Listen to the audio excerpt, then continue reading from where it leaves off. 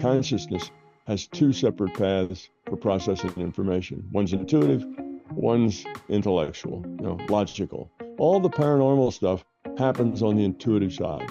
Nothing paranormal ever happens on the intellectual side. The intellect doesn't have any paranormal capacity whatsoever. It's always on the intuitive side. It's this wonderful world that we're in. Of my observation over the last 30 years, consciously being involved in sort of more indigenous practices of this type of like awareness that people call consciousness out of body, however you want to put it. Mm-hmm. Things have changed so dramatically. Things have really heated up in the last probably 10 years, where someone that would generally you would sort of park in the sort of status of potentially a psychotic episode to, hey, maybe we need to talk about what you're really seeing in your reality, right? Oh yeah, yeah, absolutely. Yeah, it's unfortunately it's getting better now, but it's always been that people who are different, right, are defined as being wrong. If you're different, then there's something the matter with you, and that's just a terrible concept that needs to be changed. When you're different, well, let's explore that difference, and perhaps we can even find that difference gives you advantages in some areas, or can be used in ways. So yeah, it's this idea that something different is frightening. It's kind of a herd mentality. If you look at a bunch of cattle, they're like that. If one of them kind of screams and runs off, they all run off. Even though most of them have no idea why they're running, but they all follow the herd. Anything that's different is ostracized also among cattle. If you have a cow that's the wrong color or the wrong kind of shading or something, then the others won't deal with it, won't be around it. They shun it. So things that are different are scary, and that's because we have so much fear. And when we let go of some of that fear, then things different won't be so scary. And if they're not so scary, we can actually find out that we'll learn something from those differences. And not only may they be useful and open our mind some, but we'll really learn something. So yeah, yes, unfortunately, that's been the attitude, that if you're different and you hear voices and you see things and whatever, and you get messages, that you're psychotic and need to be given drugs to make that not happen. And that's a shame that that we treat differences like that. Well, I mean, it's the same for all sorts of differences. Well, I really find it amazing for you, because you've really sort of come through decades of, well before. I mean, back in the day when you were really exploring this thing to where you are today, I mean, you've probably got in excess of, 50, 60 years of experience in this very space. So understanding the evolution of where we are today, and how, it's kind of like almost like when people speak of feminism that sort of percolated in the 70s and generated into what some people consider a psyop today, or maybe it's a liberation of another opportunity for women to express themselves as individuals, but it was more a deeper rooted sort of like dismissal that you want to be, appreciated as an individual. And so, you watching you expand your consciousness, where most people would talk about this stuff in secrecy. And I mean, I always tell people this. It's like today you could literally open up Yelp, not the yellow pages anymore, but Yelp, and find that there are 500 healers, psychics, mediums, channelers, and all this kind of stuff.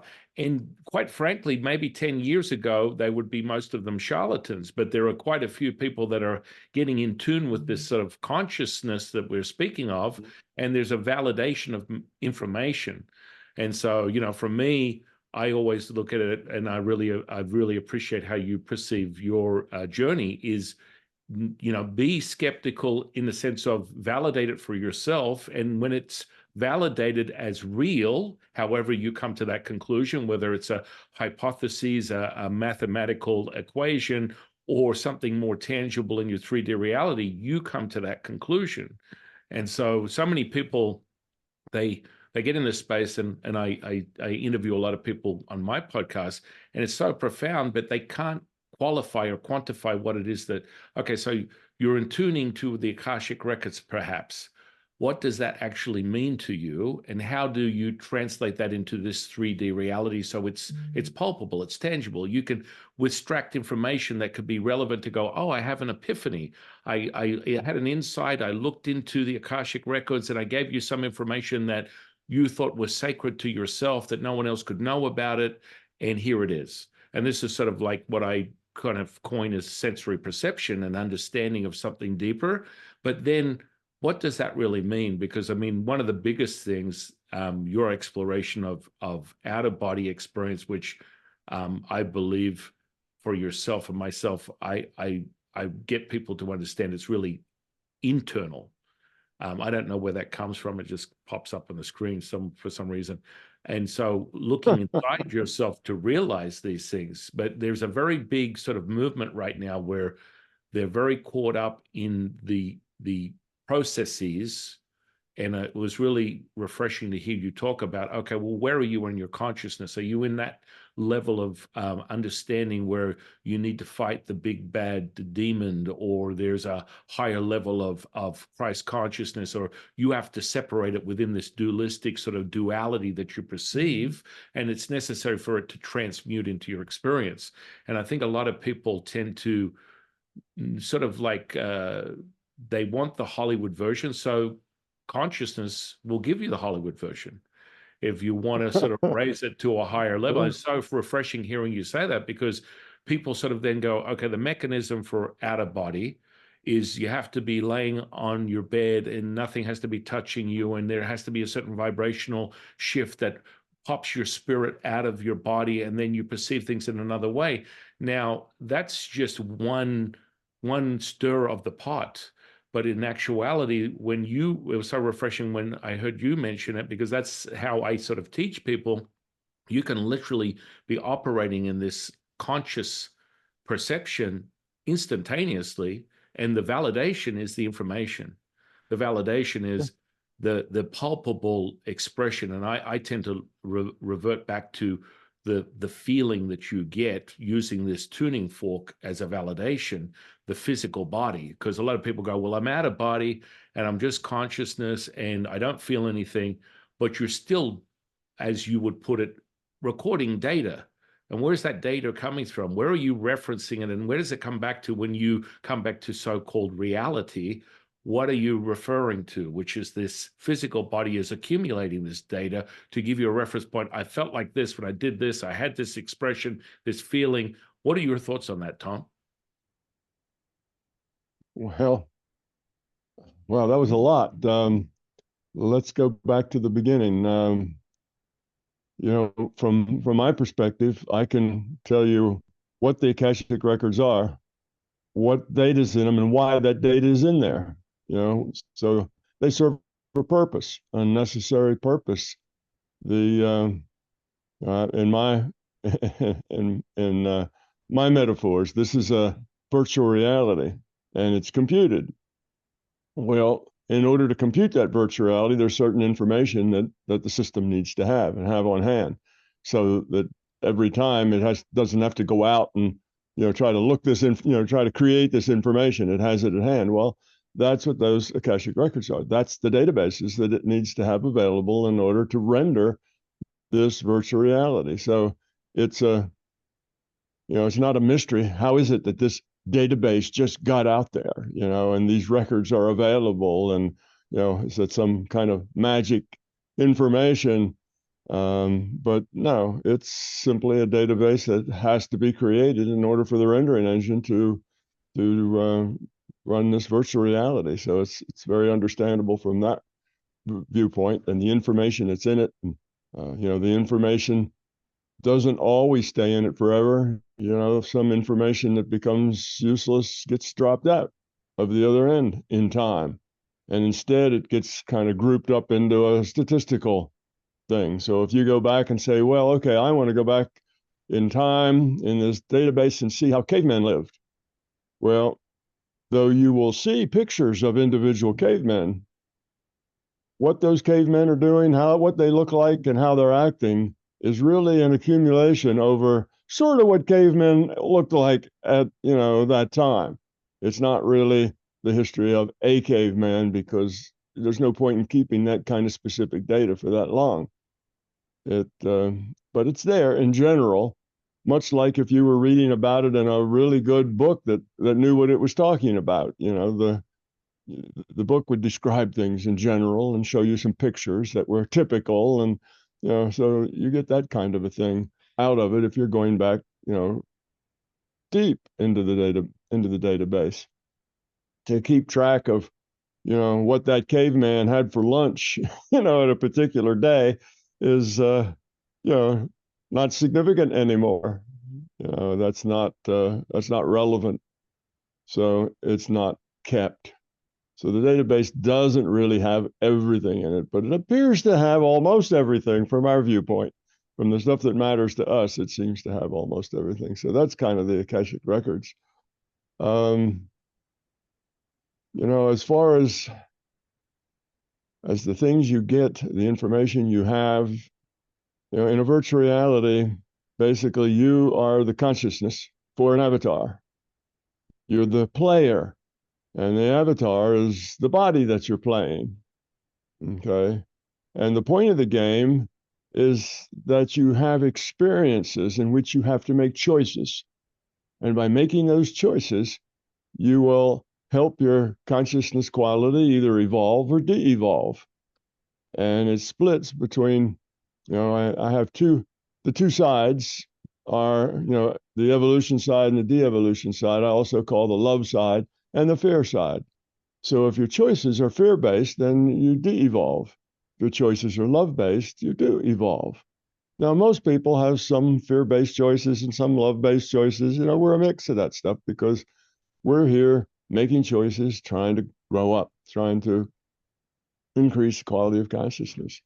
So when you go out of body, you're getting a data stream from, well, we'll just call the larger conscious system. I don't like to get too detailed there because, that's a metaphor. Everything is really a metaphor. You have to use metaphors talking about this because our languages, no matter what language you speak, if it's an earth-based language, it was made to describe physical things and also feelings. Physical things precisely. Feelings sort of describes in multiple ways, so eventually you can get your idea across. But that's what it's good for. It's not good for describing the fact that in the consciousness system, there's no such thing as space. There's no such thing as distance, you see. Now, we try to think about that, say, what's that like? And we can't think of anything because it's not something that we're familiar with. It's outside of our awareness. So if it's outside of our awareness, it's outside of our language's ability to describe how it works, then we're kind of lost there. So we just have to say, well, those are the attributes of consciousness. It's aware, it has mind, it has memory, it processes things. Its purpose is to lower its entropy, and we can say a lot about it. And we're all parts of it. All of us are pieces of this larger consciousness system, and the larger consciousness system evolves by lowering its entropy, and we as subsets of it, we do the same thing. So we're sort of the system strategy for lowering its own entropy. It's got all these pieces that go out and make choices in this virtual reality, which gives them meaningful choices, life and death choices with consequences. Whereas if they didn't have the virtual reality, they'd be like in a big chat room. Well, there's still choices, but the choices aren't all that meaningful, and the consequences are almost nothing. You can kind of say whatever you want to say, whenever you want to say it. And it doesn't really make a whole lot of difference, in the bigger picture. So you get that we needed a virtual reality in order to produce the choices that we have that could allow us to grow meaningful, significant choices with consequences. And that's what we got. So when somebody says they go out of body, I like my metaphor for that is they're on a single player virtual reality game with a larger consciousness system.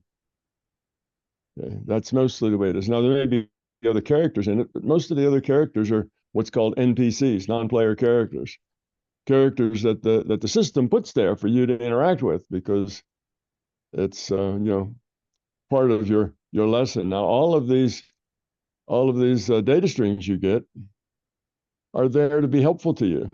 They're there to help you learn, help you grow. And as you say, if you're at the stage where it's all about grabbing your sword of truth and going out and fighting evil, if that is the way you visualize and internalize how to change things, is you go out and fight. That's how you change things. You vanquish the evil.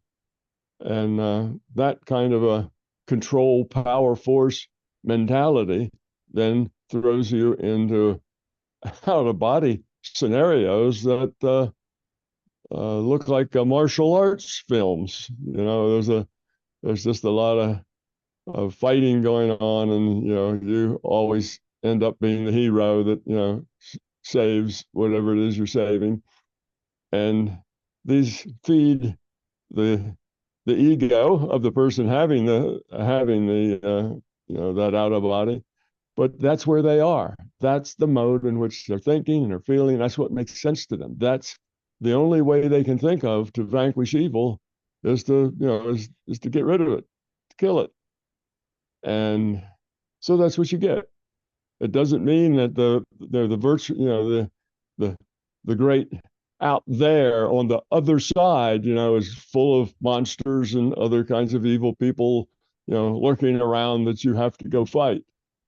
That's just a one-on-one, a single player virtual reality, and you get a data stream that is at your level of understanding and comprehension of reality.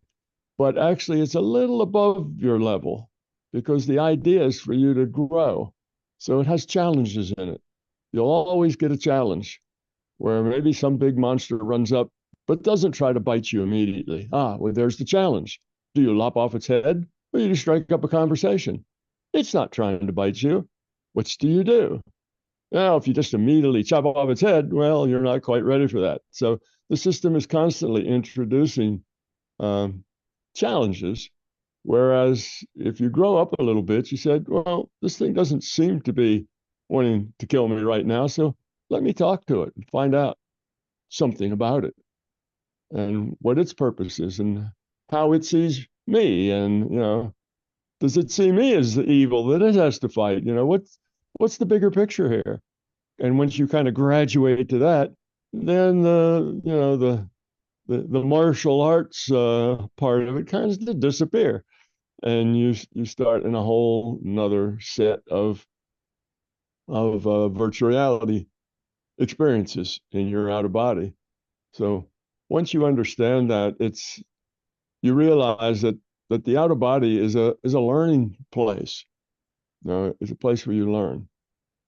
It's not like you go somewhere out of body. It's not like going to Chicago, where everybody who goes to Chicago will basically report similar things. Oh, there's a lake, there's tall buildings, there's a good planetarium, that's Chicago. So everybody will see sort of the same things. If they go down the same streets, they'll see the same houses and maybe even some of the same people walking on the street that day. But when you go out of body, that's not the way it is. This is a virtual reality data stream that you're getting that's made just for you, for where you are, for who you are. And if you have a lot of fear, well, you'll find fearful things. And if you have a whole lot of fear, you'll find plots and schemes and dastardly, groups of people planning our demise, and you'll find all sorts of things. So a fearful person will find fear because that's how they see reality in terms of fear. A loving person will find love because that's how they define, the nature of reality. And anyway, so that's really what out of body is. It's a learning tool. It's a it's a virtual reality that you get into. For the most cases, it's single player, but it doesn't have to be single player. I've been in multiplayer out of bodies. A friend that I learned how to do all this with many, many years ago in the 70s, he and I would go out of body together occasionally. And that was a two-player game, if you like. But you don't get that so often. That was more of something that allowed us to learn about the mechanism and out of body. We both, it was an important learning point for us to get that, but mostly it's not multiplayer. Now, this game we call the physical universe, that's the multiplayer game. And there's what, 8 billion of us, or maybe almost 9 billion of us now, walking around interacting with each other. Each of us makes choices, and those choices affect other people. It affects them, so they make different choices, which then affects other people, and they make different choices. So these choices that we make have a ripple effect. How we act affects how other people act. There is a thing called collective consciousness. And if you're in a group of people and you, in your mind, see yourself as part of that group, then you will be part of that collective consciousness, whether that group's a family or a nation, or humanity itself. It doesn't matter. There's all different kinds of ways to group it up. It may just be your brothers and sisters in a family, and if you're a part of that group, then your consciousness becomes part of the collective, and that collective consciousness is just a vector sum of all the consciousness that are in it, plus a holdover of all the consciousness that were in it that are still affecting behavior. So, and that works both ways. We are really aware of collective consciousness in the two extremes. One, the bottom extreme, the fearful extreme, is a mob. You get a mob of people, and that mob is angry, and that mob will do things that none of those people in that mob would do by themselves. But as a mob, they can get meaner and uglier than any of them really are, because their anger feeds each other. They start, my anger feeds your anger, and your anger feeds my anger, and pretty soon we're all a lot more angry than we would be if it was just us. So in that case, the collective consciousness is one of violence and anger. So it pulls people down. Everybody there now is worse than they would be. But if you've ever had an occasion to hang out with people who are really a highly evolved consciousness, then it works the opposite way too. When you're with people like that, you feel better, you feel lighter, and you tend to smile more, and everything seems to be good. And you forget about all the troubles and problems that are in your life for a while, because it's just a happy, nice, pleasant, positive space. And then you go back to your own world, and now, the old realities that aren't so pleasant anymore come back. So the collective consciousness can also pull us up. Well, what that means is, if our job here is to increase the quality of our consciousness, as we do that, we help everybody else increase the quality. All the people around us get pulled up a little bit if we can just pull ourselves up a little bit. So it works like that. And because the only thing you can change is yourself, you can't change somebody else's quality of consciousness. You can't lecture them and tell them, what they need to be, and none of that works. It won't help them. Everybody has to change from the inside. Change can't be imposed from the outside. You must change yourself by choices that you make, by how you choose to see the world, what you think is important and what you think is not. So anyway, because we can only change ourselves, then it's good that changing ourselves turns out to be the optimum thing that we can do. If we want to help the world, the best thing we can do is change ourselves, because that will help pull up others. And as they move up, they'll help pull us up. And it just will work like that. So if you want to fix the world, fix yourself first. That's kind of the ultimate contribution that you can provide to fixing the world, is to be part of the solution, not part of the problem. So you're more love-based in your interactions and in your thoughts and doing than you are fear-based in those thoughts. Like I say, most people are a mixture. But if you're more love-based and fear-based, then you're part of the solution. If you're more fear-based and love-based, then you're part of the problem. And, a lot of people talk to me and they say, well, how can you maintain feeling good in a culture, in a society that is so obviously rotten? You look out there and you see all the greed, you see all the control that's exerted by everybody who has control. Everybody wants to manipulate everybody else to be the way they want them to be. Even down on a personal level, inside families, that's going on. Plus, it's going on in corporations, it's going on in governments, it's going on, everywhere inside the culture. Everybody and every institution would like to manipulate others to be the way they want them to be. Well, that is a world with an ethic of control, power, and force. That's the ethic that drives that world. And that ethic is created by our belief in physicalism or materialism, because the material world is a world where there's you and then there's everything outside of you. And everything outside of you is there to be manipulated to be the way you want it. If it's too cold, then you figure out a way to make heat. If it's too hot, you figure out a way to make cold. If it's too wet, you figure out ways to get drier. The way we act within a physical reality is we try to manipulate things, the world, the environment, each other, in order to have things the way we want them. We want to be hot, we want to be cold, we want to be dry, we want to be, fulfilled, we want to, all the things that we want. Well, how do you get it? Well, if you just sit around and wait for it to come to you, that won't do anything. You got to go out and make it happen. You got to work it to get it to come around the way you want.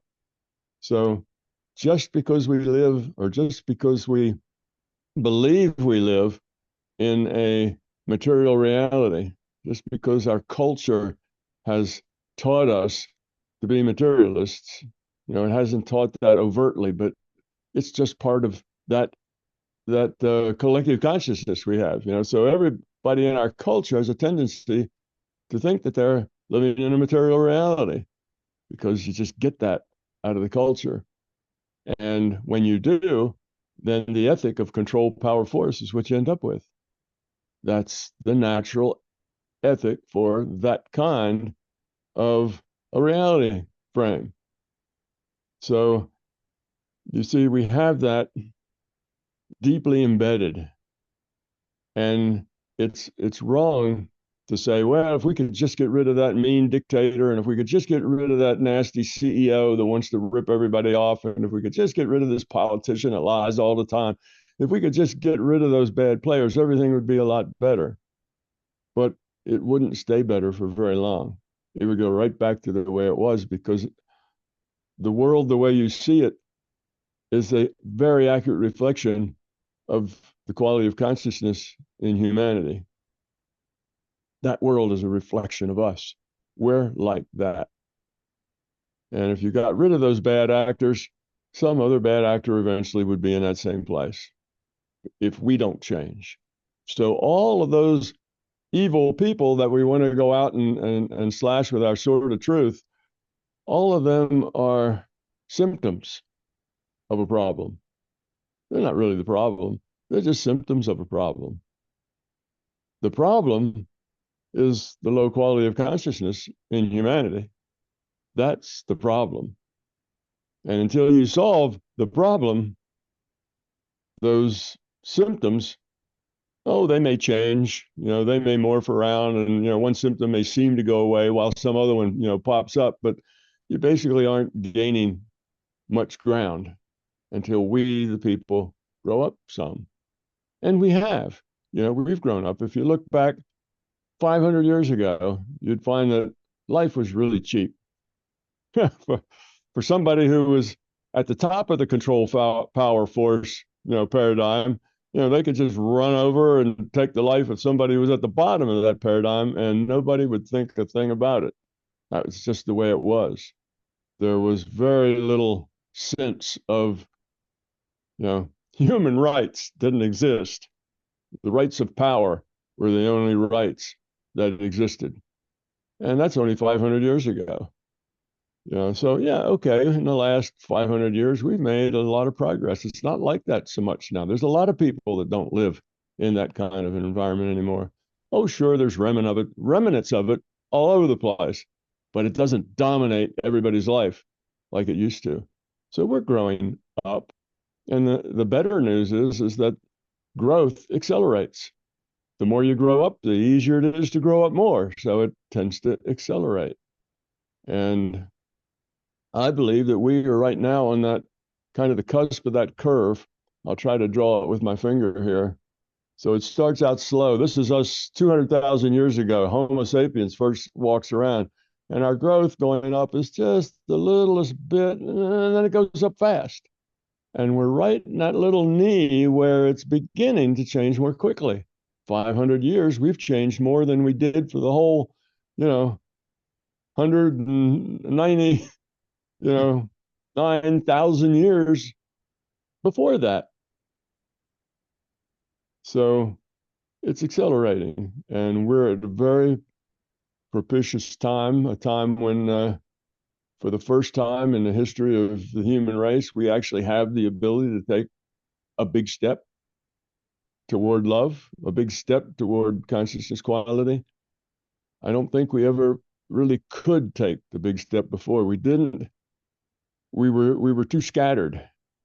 We'd have little bubbles of enlightenment, like the Buddha. He pops up and he says, well, he doesn't say this is a virtual reality, but he says the next best thing. He says, this reality is an illusion. Well, that's just another way of saying the same thing I say. We just use different metaphors. That's all. So in any case, that we've had those little bubbles of enlightenment in every land, you know, every century, every decade. There have been people who understood the nature of reality, because all you have to do is spend a little time inside your own head, have some awareness, have a rational mind that isn't caught up entirely in fear, and all these things become obvious that that's the way the world works and what we are, and that love is the path that gives back in plenty, and fear is the path that takes away and gives back just pain. So those kinds of things aren't that hard to figure out, and they have been figured out. But we've been all splintered all over the planet, a little bubble of enlightenment here and one over there and one someplace else.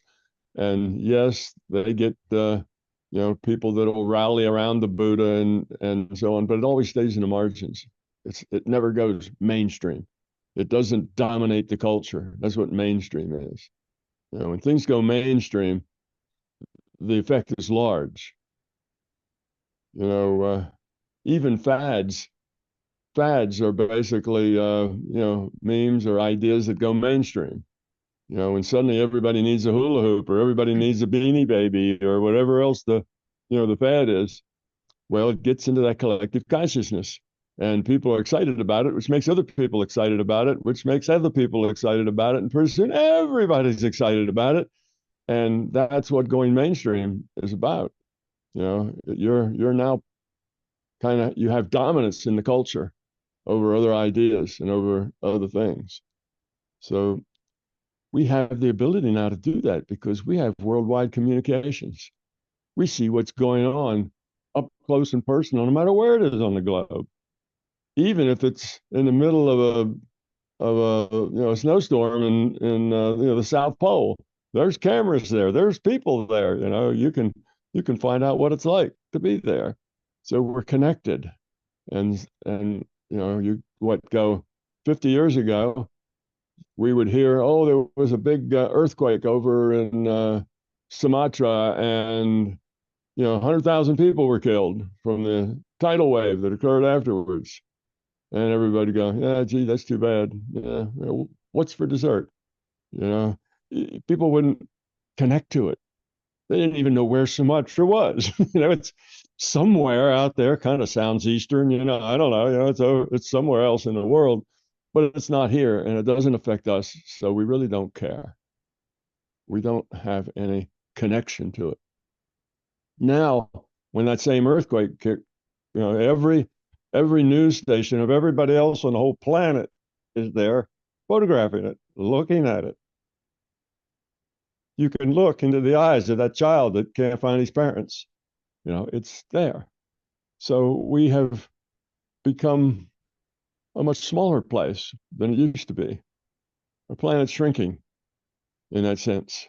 Communications are everywhere. So eventually it'll shrink to the point that we become a family.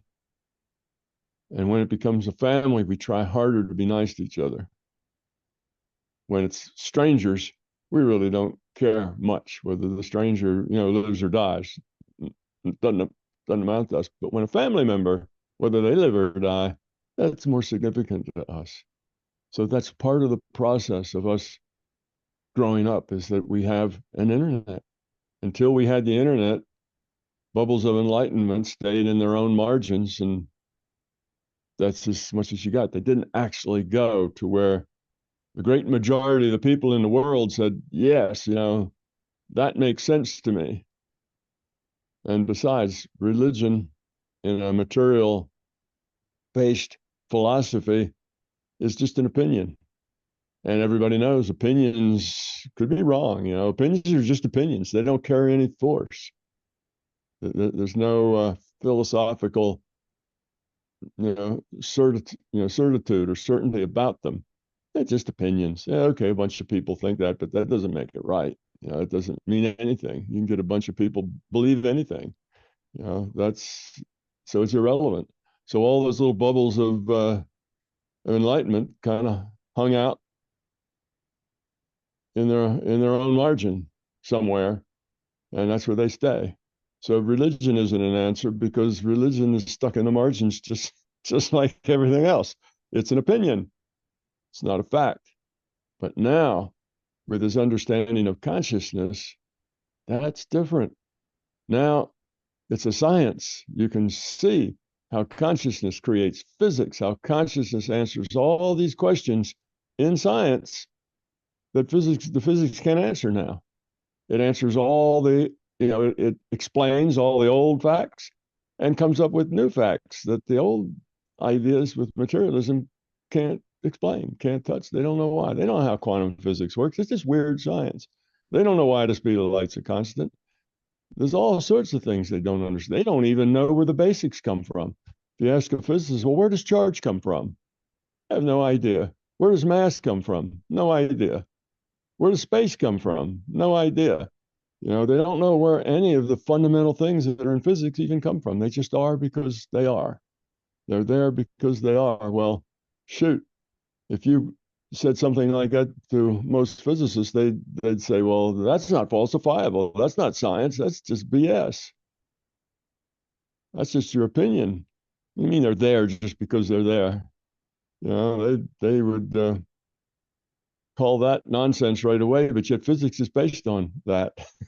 So you have mysticism at the very basement, the basement level of physics. When you go all the way to the basement, what you find is, a mystical belief that things are just because they are. They have no reason.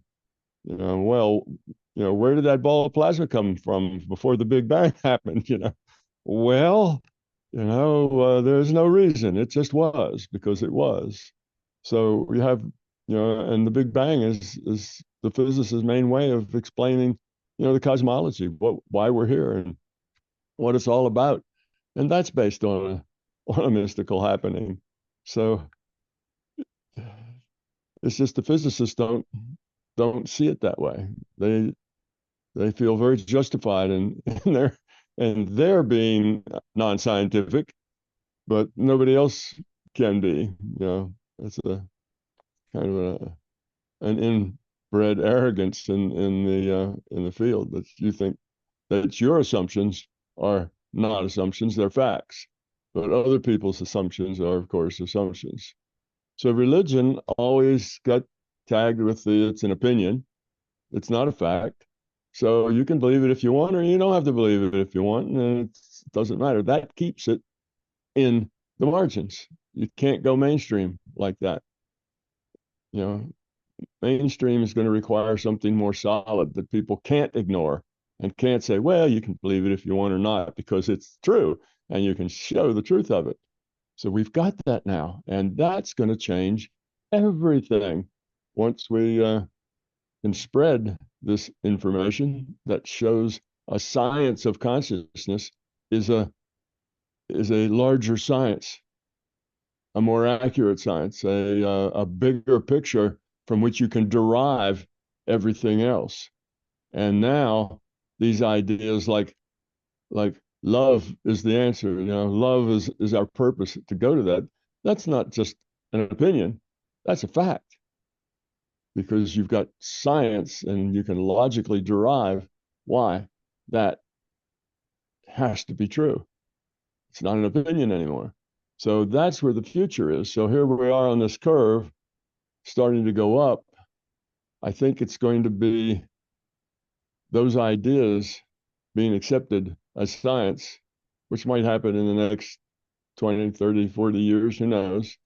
And when that happens, then it'll be mainstream because the physicists are now they're in the role of the high priests.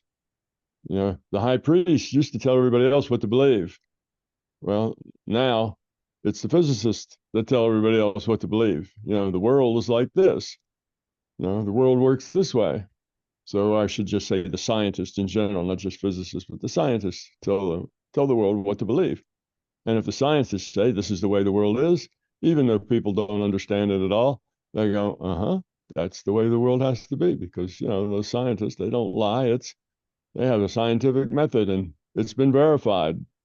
So the scientists are the new high priests, and the core of their belief is materialism. And that core belief in materialism has painted themselves into a corner that doesn't have the answer in it. The answer lies someplace else. The answer lies in just what we were talking about, understanding consciousness, and that consciousness, logically leads you to love. Love is the point. Love is the purpose. Love is the answer. We're here to grow, to increase the quality of our consciousness, to whatever you want to call that, spiritual growth. You can give it all kinds of names. Lowering our entropy. It's all saying the same thing, but it's quite logical, and the science is there to demonstrate it. Now, I got a set of quantum physics experiments that if I can collect enough money, I'm going to have them done, and they will produce very strong evidence that one, this reality is virtual and computed, and two, consciousness is the computer. So they will do both of those things. Now, that'll be a physics experiment. That's defined as truth. That's in science, experiments define truth. Whether you like it or not, that's what they do. So I see that we're headed toward a bigger step in understanding and in consciousness, and that's why now there's so much more activity. Like you say, you could go to the yellow pages and find 10 or 20 ads for healers, that have nothing to do with traditional healing. It's all from the mind.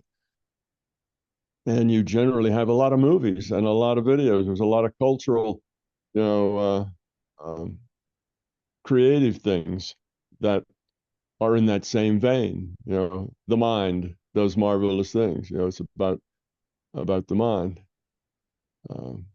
Well, that's really all about consciousness and the things that consciousness can do, and that those things tend to have non-physical components to them. And so the whole culture is kind of being, what do they say in show business, softened up. The audience is being, when you have a couple of the big name performers, they send out a couple of lesser performers to warm up the audience ahead of time, get the audience kind of psyched and ready to party and so on. And then when the big names come out, well, everybody's screaming and jumping up and down, and it's easy to get that going because the other people have warmed up the audience.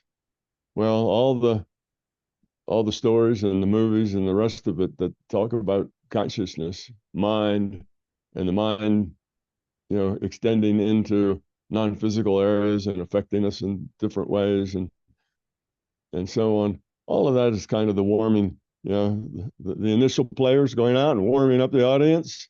It all helps. And organizations like yours, and the Zen folks and the people who do yoga and stretch things and so on. All of it helps. All of it adds. So everybody that has even a piece of the big picture is part of the solution, even if they have just a piece of the big picture, and they're using their mind to heal, or they're telling fortunes, or whatever they do, because people will go to them just even on a lark just to see what happens, and they walk away amazed because many of these people, as you say now, have real talent. So they click up the consciousness dial. Yeah. It's really interesting because you speak of, in your own admission, moving from your right brain to your left brain, sort of being more analytical when you're naturally creative. And that was sort of like a different reverse sort of processes for most people when they're perceiving their reality. They start from their head and they think about everything, and then they go into potentially a creative sort of like viewpoint of reality. And so, you touch on so many incredible things you just spoke on. And when the thing that resonates so much with me and your messaging is the evidence-based experience. And now from a bigger level, when you're creating the experiments and crunching the numbers and validating it through a science-based sort of theory, because we always talk about the theory. Well, what is the theory? The theory is, this is my consumption of all things consciousness, and this is my viewpoint of what reality is. And your ability to translate that into data is so powerful for people to understand that. On a layman level, though, it as you said, this conscious collective, it's still very much conceptual. And so what I find from the esoteric indigenous practices that I've been teaching people in for, well over 30 years, there's a level of understanding you slip in, as you mentioned before, your consciousness gives you what you can handle. I sort of literally had entree into this very world of healing almost from the second I started my journey as a priest 30 years ago within Taoist practices. And so, one of the first things that I was exposed to was the concept of distance healing, the practice of it. So there was a ritual that was given to us within Taoism to perform these practices. And so the first event that I had was a friend of mine called me on the phone. I just finished this day of training. And she said, "Look, I can't see you. I've got a sprained ankle. It's the size of a watermelon. I'll have to catch up with you next week." And I'm like, "Okay, well, that's too bad. I wanted to catch up." And I said, "Stop, hang on a second." She's like, "What?" I said, "Let me try this thing that I was trained in." Now, I attribute my perception of this and how it works so well is I look at everything at face value, childlike in my nature. And we speak on, and you've spoken on brain waves and understanding how you access these levels of consciousness through a brainwave transmission. The brainwave is the access point. From my opinion and from what I hear through your own research, this is how you help understand how you access this consciousness. Now, I just basically looked at it at face value and said, "Look, it says here, do this, this, and this." And then I finished it off with what we call an incantation: heal, heal, heal, heal, heal. And expletives were coming out through the phone. "What in God's name did you do?" And I'm like, "What are you talking about?" And WTF was the abbreviated version. And it was like, my ankle completely shrunk back. I'm standing on it. I don't have any swelling at all. And I'm like, now you're lying.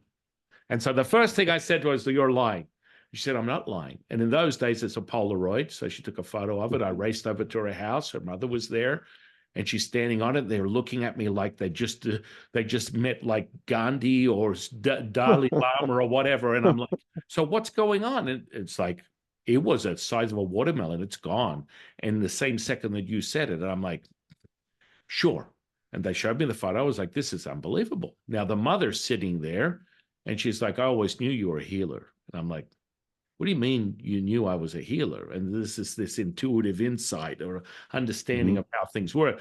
For me, at face value, this is what you're supposed to do. My expression of that before I entered into this sort of space of understanding, I had no concept of religion, belief system, or anything of that nature. It was just, I'm being drawn to this viewpoint of reality, and it's a new page in my reality. I turn it over, and here it is.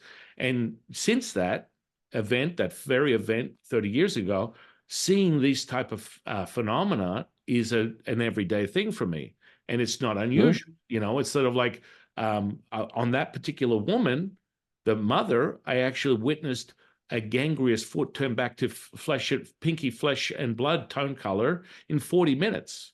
And that was my view. That was my entree. That was like the second day. And I'm like, this is unreal. Now, I was also attuning to other levels of consciousness, being trained in channeling and things of that nature. So I was getting messaging from, as you would put it, a data source per se, but it was being affected in this 3D reality. This was the thing that it blew my mind. This is the thing that lured me in and had me so excited. It was like, this cannot be real. And it would continue to happen. And it to this day, it happens all the time. It's like you will alter the flesh. And what I tell people is you will see the flesh alter, wiggle before your very eyes. So there's a transmutation that takes place. And I'm like keeping my eyes up, and you're watching it alter and wiggle and alter and wiggle and alter and wiggle until it finally goes back to the default. And for me, that's just unreal. I still say it's unreal, even though I keep repeating, witnessing these events. I mean, one that comes to my mind is this woman had this cyst on her breast the size of a baseball. And we both went into this state of consciousness, and literally her flesh opened up, the pus poured out of her breast into her basin, her sink, and then it sealed back up. And the two of us are sitting there going, there's no way. There's no possible way that this is possible. Now, unless I witnessed it with my own eyes, you're smoking something, you need an evaluation, there's got to be a situation. But these are the things that I bear witness to on a daily basis. And so I want to sort of like talk to you about this, because you've touched on healing. And this is sort of like stuff that I teach people on. And within Taoism, you use internal alchemy practices that are based in what we call Nigong, which means inner power. More of you work on the Dantian, which is what they call energy field. And so that would be more commonly reflected of like Hindu practices, chakras, energy centers. And so by strengthening the actual architecture of the energy field, you're able to transmute the energy and direct it however you choose to. Now, that can come in the form of an opponent or a subject that you want to manipulate in an opposing force sort of situation, or transmute what we define as what they call magnetic fluidity into shifting physical, things, material things. And so it's sort of like you share that quite often. I've heard you speak on it, and I imagine you've experienced a similar sort of like phenomenon. The question I ask you is, for me, there's a system of mechanism of understanding of how to train someone to obtain this consciousness.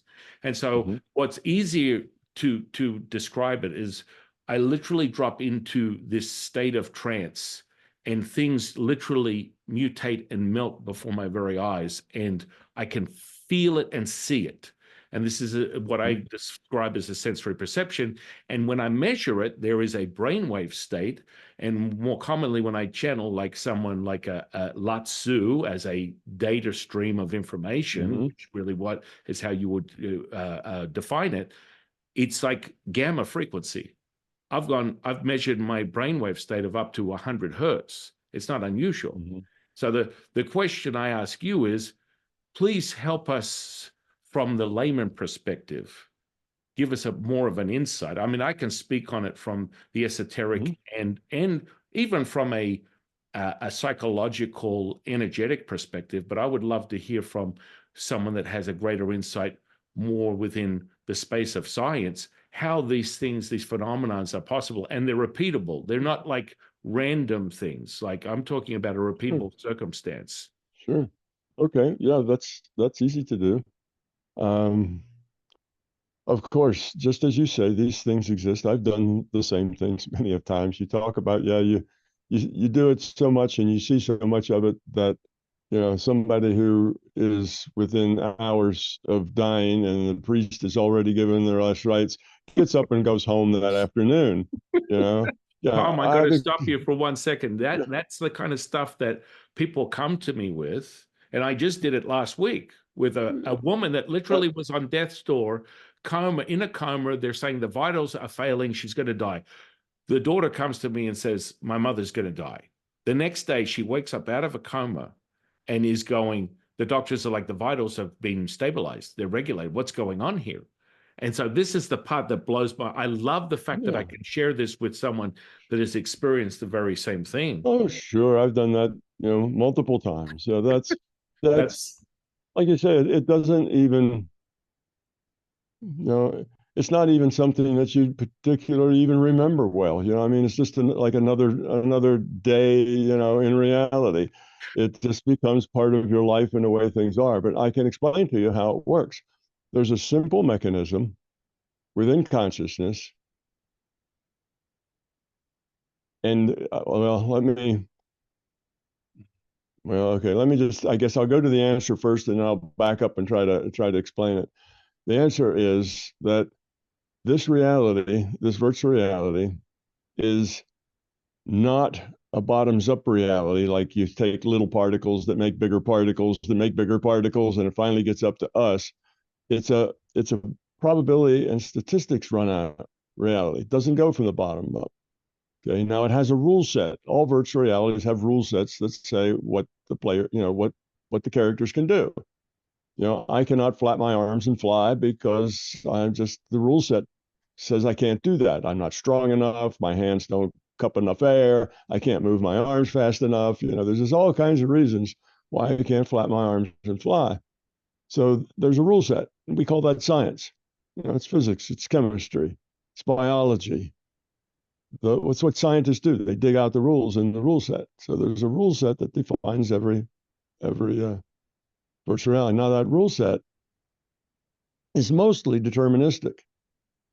It's math for the most part. It's rules. It's equations. This is how things work, right? F equals ma. It's that kind of thing. Okay, those are the rule sets. Gravitation. It's one of the that's in the rule set. So you have this rule set that defines the reality, but this rule set computes probability distributions. Okay, here are the rules because it's too difficult to do a physics model, a ground up model at this level of where we are. I mean, everything is simple. I mean, if you just had a scratch on your nose, how many elementary particles does that entail? I mean, how big would the calculation be? Well, billions and billions and billions, and they're moving and they're doing this and they're interactive. And, it'd take a supercomputer, a month just to calculate, 10 seconds of a scratch on your nose. It's just too complicated with too much stuff going on. So that isn't reasonable. What's reasonable is that the the rules can generate statistics that describe at a higher level what's going on. Now, a scratch on your nose, oh, that's where the skin's broken. It turns red. There might be a little bit of blood. It takes 3 or 4 days to heal. and the skin will, grow back over it. It'll be red and it'll go away. Okay, that's a scratch on your nose. Now, there's no particles, there's no atoms, there's no molecules, there's really no flesh. It's just the result. This is the result that happens. And there's statistics about it. Normally, it'll take, a week or two before, the redness goes away. Sometimes it might get infected, sometimes, and it's got all these possibilities. So it's just a probability and statistical process. Most of the time, this happens. Some of the time, that happens. There's these. So the way it works is that there is a there is a database, and this is where the Akashic records come from, that keeps track of everything that's possible and the probability of those possible things. Just because you're possible doesn't mean that you're probable. You can be possible, but have a 1 in a million chance of happening, but it's possible. You see, so all the possibilities also have probabilities. Now, that's a database that the system needs. And to get that database, it has to keep track of what everybody's, what everything is, what everybody's doing, where all the actors are, what are they doing, what are they in the process of. So it needs to keep track of all that. And that's why you have this database. You have to have that for the rendering engine to compute. So what the system does is it takes a random draw from that probability distribution of the possibilities. Now that means that if the things that are more probable are more likely to come out of that random draw. The things that are less likely to come out of that random draw. But anything might come out of that random draw. That random draw might pull a 1 in a million thing out of it. And those things happen sometimes, and 1 in a million stuff just happens. Well, that's why, because it just gets pulled out occasionally. But most of the time, what we expect gets pulled out because that's more likely. So most people, it just takes 2 weeks for their scratch on their nose to heal, and you can, it can do that. So see, very few calculations are needed. This is a very simple way to do this, not dealing with trillions of little particles that all affect each other and they go together and then they build up things like membranes, and eventually they build up cells and cell walls and cell nucleus, and the nucleus itself has all kinds of stuff in it, and all you know all that complexity. You can't do that. That's what the physicists would like to do, build it from the ground up. But our reality is a probabilistic reality because that's actually calculable. It's I don't know, a trillion times less complicated and easier to do, because all you're computing is the result. You don't compute all the processes that lead to the result. They're just captured in various probabilities of various things happening. And you know what all the various things are happening because you've been running this virtual reality for lots and lots of years. You know how things happen. Been a lot of scratch noses in those millions and millions of years. And it's very easy to come up with probabilities that are very accurate as you need them to be. So anyway, so there's this database. That's what the Akashic Records needs to keep track of all the possibilities and their probabilities. Okay. Now, as time goes on, you start with a probable future. If present trends continue, this is what would happen, and then this and this and this. So you go out, but the further out you go, the rattier that gets, because you're assuming that it's going to be this way, and then from that assumption you make another assumption it's going to be that way, and from those two assumptions you make another assumption. So you can only go out so far between the data. Doesn't mean much, but there are some things that may be very probable. The data doesn't change that much. Some things may change a lot. So what we have is that the future, the way the system can tell you what happens next, isn't because it's got this string of support up from the bottom up in calculations. It's a deterministic thing. It's got a probabilistic thing. So what happens next is this random draw from the probability distribution of the possibilities. Okay, so if I dig a hole, what's going to be in there? Well, nobody knows what's going to be in there. Dirt, roots, rocks, maybe a gold doubloon if I live down on the Gulf Coast, who knows what's going to be in there. So random draw, and what do I get? Dirt and rocks. All right, that's the most likely. But I might get a gold doubloon. That may be 1 in a million. It's possible. So that's how reality is created. Now, what does that have to do with what we're talking about in the healing? You have this database of all the possible things that can happen and the probability that they will. All right. Now, with your intent, you can modify those future probabilities.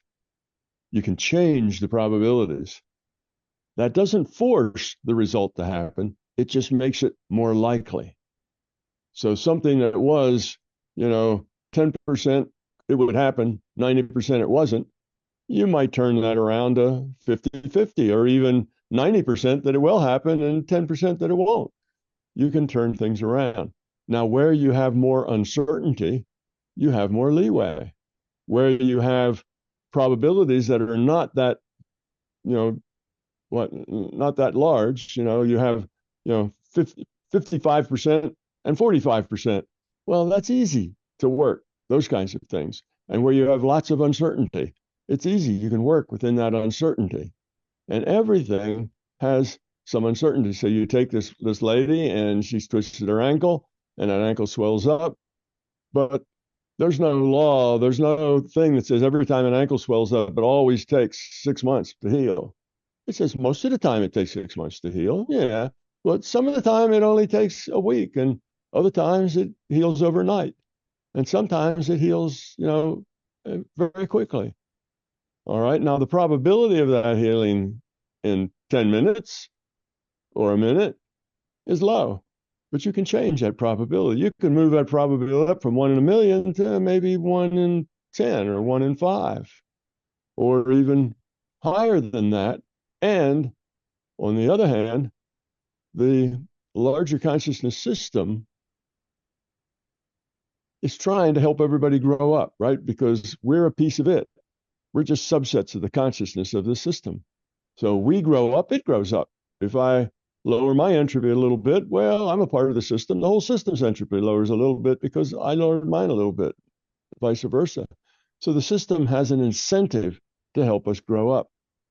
So here you are, and you're a priest, and this lady has the leg, and you have just learned how to focus your intent on modifying the probability of the outcome. And you do that. Now you're changing the probability.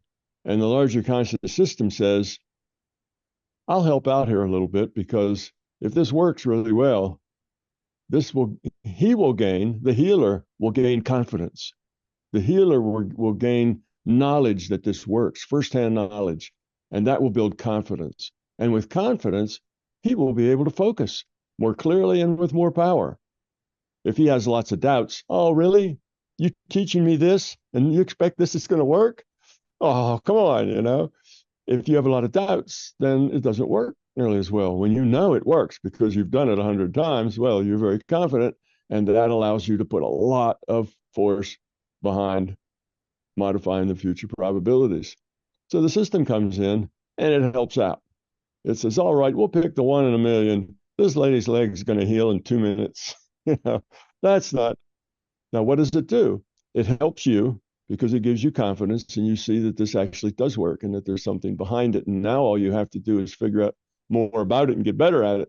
And you've taken this lady who now thought everything was material and that was impossible, and the mind couldn't do anything like that. Now she just had her mind open that these things can happen, and that the mind is a lot more powerful, and there's a lot more things going on in this reality than what the physicists will tell you, and all of her friends know that, because she tells every one of them, you won't believe what happened to me, and I had this thing, and it was big as a watermelon, and poof, it just disappeared, in a couple of minutes. So then all her friends know, and her mom knows it, and her mom tells all her friends about it. Maybe she writes a book, and sends it out there about her experience. So all of that's positive. All of that is helping everybody grow in the right direction. So there's several things going on there. One, you're modifying the probabilities. Also, you are a person of interest to the system because you are involved in becoming love. You're involved in understanding the mind and the spirit and how all that works. And you're serious about it. And now you're learning to heal. And the system says, all right, let's help the system. So some of it is you just being aided by the larger conscious system because you're learning, you're growing, and you're helping other people. Okay? And maybe you'll write a book about it. Who knows? But and anyhow, that's one thing. The other thing is you are changing the probabilities. We can do that. And that's true of everything. Well, it rained tomorrow. Well, what's the probabilities? If it's maybe, then it's easy to make it rain. If it's, oh, only one chance, in 1,000 that it's going to rain, it's going to be hot, it's going to be dry, there isn't any rain for, 1,000 miles around. Now it's going to take a lot more effort to change those probabilities. So your intent and the amount of effort you put in will determine how much you can change it. So if there's something that's 1,000,000 to 1 and you are powerful and you change it all the way to 1,000 to 1, well, good for you, but it still probably isn't going to happen because it's still 1,000 to 1. That doesn't mean you weren't very effective in moving probabilities. It just meant that it was too far that they had to go, and the system wasn't that interested in really helping you make it rain the next day. That wasn't such a big deal that was going to help a lot of people grow up.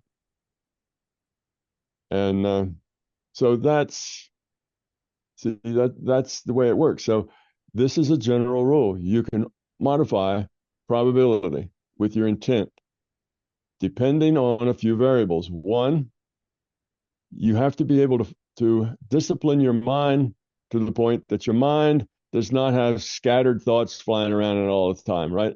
And most people, the way they do that is through meditation. You learn to empty your mind, and your mind can be focused on one thing and one thing only, and you can keep that state for as long as you need to. Okay, so disciplining the mind so your mind isn't zipping and zooming all over the place. That makes your intent stronger. The next thing is you have to focus on what you're doing. You have to focus it down to just what you're trying to accomplish, and everything else disappears. When you're doing that healing, you're not aware of the chair you're sitting in. You're not aware of anything else going on in the room. And if there's even people and they're having conversations, you don't hear them at all. You don't know they're there. You are focused 100% on that. So you have to be able to focus. It falls away.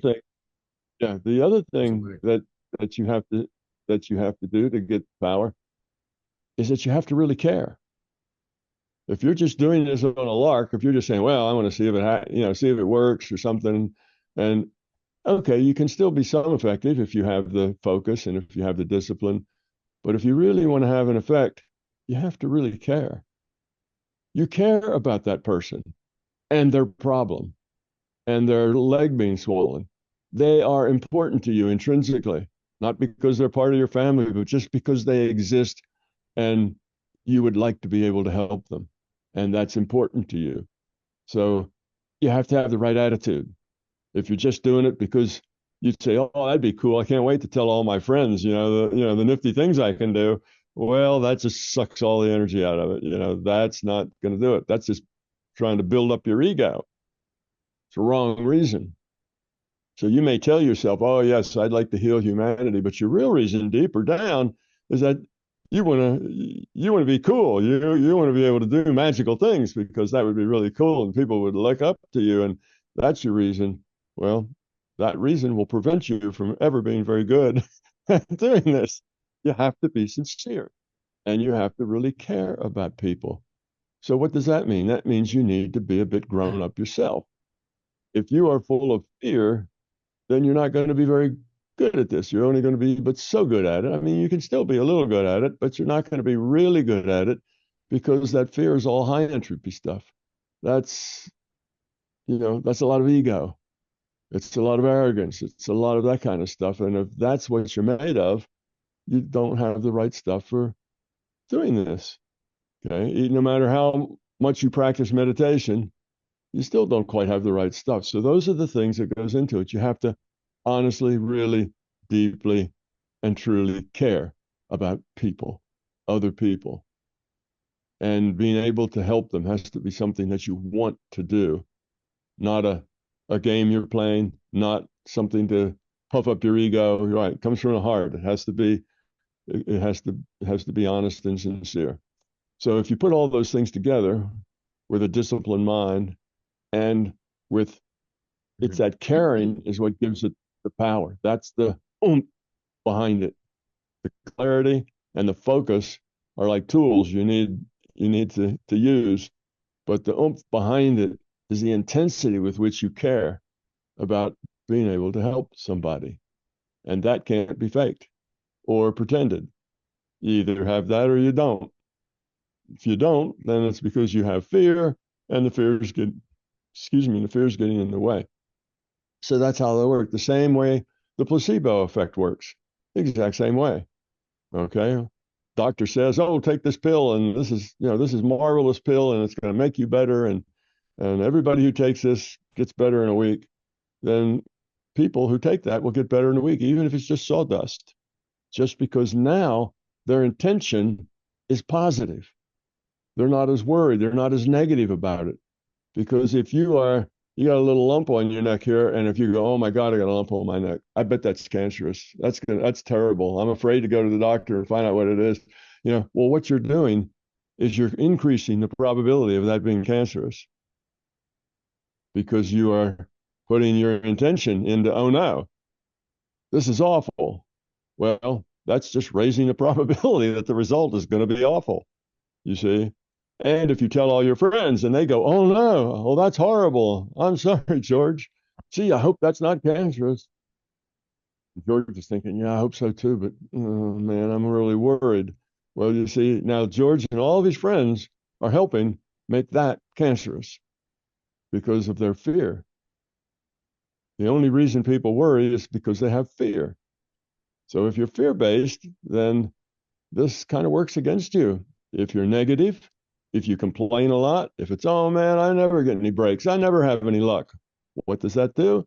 It makes all kinds of crappy things happen to you because that's what you're setting up to happen. The things that are negative then are things that happen to you because you have that attitude. So this happens, a long time ago. Norman Vincent Peale, The Power of Positive Thinking. That's back in the 50s. And everybody ridiculed him as a ridiculous idea that what you thought in your mind could actually affect what happens in your body. But of course, he was right. And they ridiculed him and basically kind of drove him out of business because of that. But he was absolutely right. That's how it works. So that's how healing works. And the more confidence you have, in other words, the first time you do this, it typically works some, and then it works some more. And over time, you build yourself up to build confidence. But I would say because it worked so dramatically the first time you tried it, that was the LCS, helping you build that confidence more quickly, giving you a boost and saying, "This is a situation where everybody wins. You win because it helps you now focus on this more intently, take it all very seriously. The person that gets healed win, and all the people they talk about to it, who opens their mind just a crack to the world being a little different than just the physical deterministic world the scientists tell you it is. It helps crack open minds. It's the same with the near-death experiences. Those experiences they have are given to them with the idea that they will come back and tell everybody they know about it, because that helps open the crack.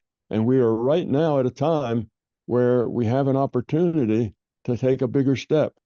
So all of these things that are just opening little cracks in people's minds, the fact that, the movies are showing mind having a big effect, all of these things just helping opening that crack a little bit so that it's going to be more possible to get into the mainstream. Instead of everybody hollering, "Bullshit, that couldn't possibly work," they'll think, "Well, maybe." There's a lot of strange things happening in the world these days. So the system tries to plant seeds where it can, help where it sees that this help is not just a one-off. If it's just going to be a one-off, then it doesn't bother for the most time. It can't go around just fixing things. That kind of interfering with our free will. But where it can help you who are on a path to becoming a healer, and it can help you do that and be effective at it, well, now that's worth the effort to spend a little of its time to help you grow into that space. So that's what is going on. That's why it works. We modify those probabilities. So you look at the person now, there's a certain probability that they will get worse. and a certain, you say they're hurting, they're in the hospital, they got something wrong with them. There's a probability it could get worse. There's a probability it could get better. What you're doing is putting more, more power, make it as a bigger number, the probability that it'll get better. And that's it. You're just modifying future probability with your intent. And you'll also notice that it does a lot of other things. I just met you and I don't know anything about your life, but I can predict that your life is one of all kinds of synchronicities. Stuff just happens. Everything you really need falls at your feet just as you need it. And you've learned you can depend on that. If you start off in some direction and the people around you say, well, that's impossible, that won't work for the, just see how things work out. And all the stuff that you need to go where you're going just works out because you're just tremendously lucky, but you're not tremendously lucky. It's that you do those things for the right reasons. You're doing the right things for the right reasons. Your motivation to what you're doing is a good low entropy motivation. The system supports that, and in as much as there are uncertainties within that process, the system can manipulate that process to come out in a way that helps you out. If there is no uncertainty in the process, that system can't do anything because it doesn't just go in and jerk things around. It has to have uncertainty to work with. But where there's uncertainty, yes, you can change things. Well, the one place that there's always uncertainty is in biology and healing. People with stage 4 cancer that spread all through their body and they're going to die in 3 weeks, sometimes get up the next day and walk off with no cancer at all. All right, it's 1 in a million maybe, or 1 in 100,000, but it happens. So there's uncertainty. Well, with healing, it's so complicated and we know so little about it that it is kind of magical, even for the doctors. Some people heal, some people don't. Some people get better quickly, some people don't. Some people thrive, some people don't. And they don't really know the differences and why all that happens. They just do the things they do and hope for the best. But with all that uncertainty, then you can take somebody with stage 4 cancer spread through their body and have them get up and walk off cancer free the next day. That can happen. You just modified the probability. But now let's say you go in and you had this lump on your neck, so you go in and you have a physician biopsy it, and he does the biopsy and he says, "Oh, bad news. This is cancerous." Now the probability that this cancer, that it's cancer just went up almost to 1. They just looked at it. They took a sample of it. Now it could be that they got the wrong sample or the person that did the sample made a mistake. There's still a little bit of uncertainty in it, but the uncertainty is getting smaller. So you take it to the next doc and he does a biopsy. He says the same thing. So say you take it to 4 or 5 docs and every one of them biopsies it and they all say the same thing. Now, what's your probability of fixing that? Pretty low, because the probability that that's going to turn out to be cancer and be harmful and maybe kill you is now 10,000 to 1, where when it was just a lump, it was maybe closer to 50-50. So I'm not saying avoid doctors. Doctors are fine. They do a lot of good work. I'm saying the time to heal is 1, be positive. Don't be negative. Be positive. And take about 2 weeks so you and all your friends are working on that being benign.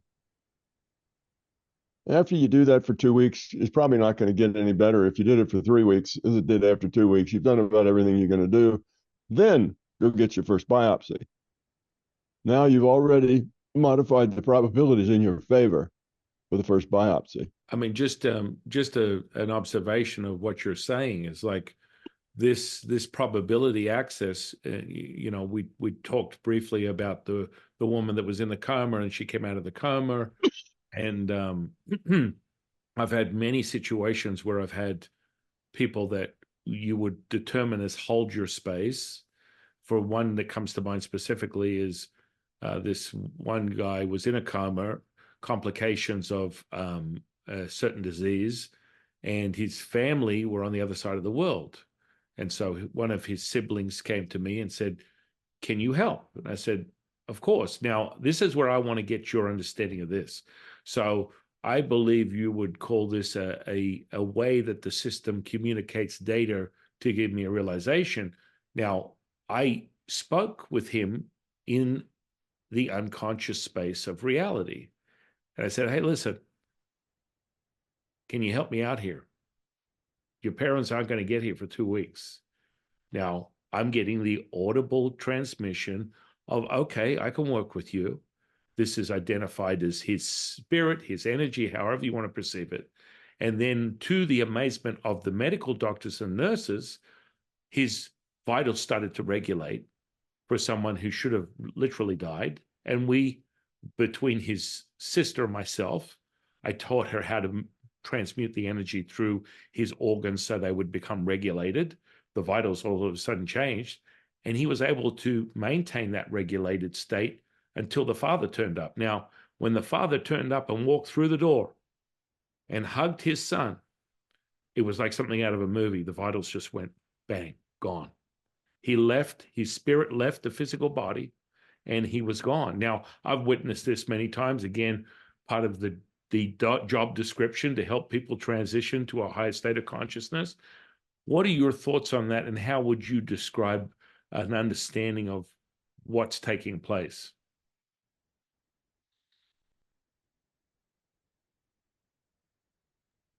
Okay.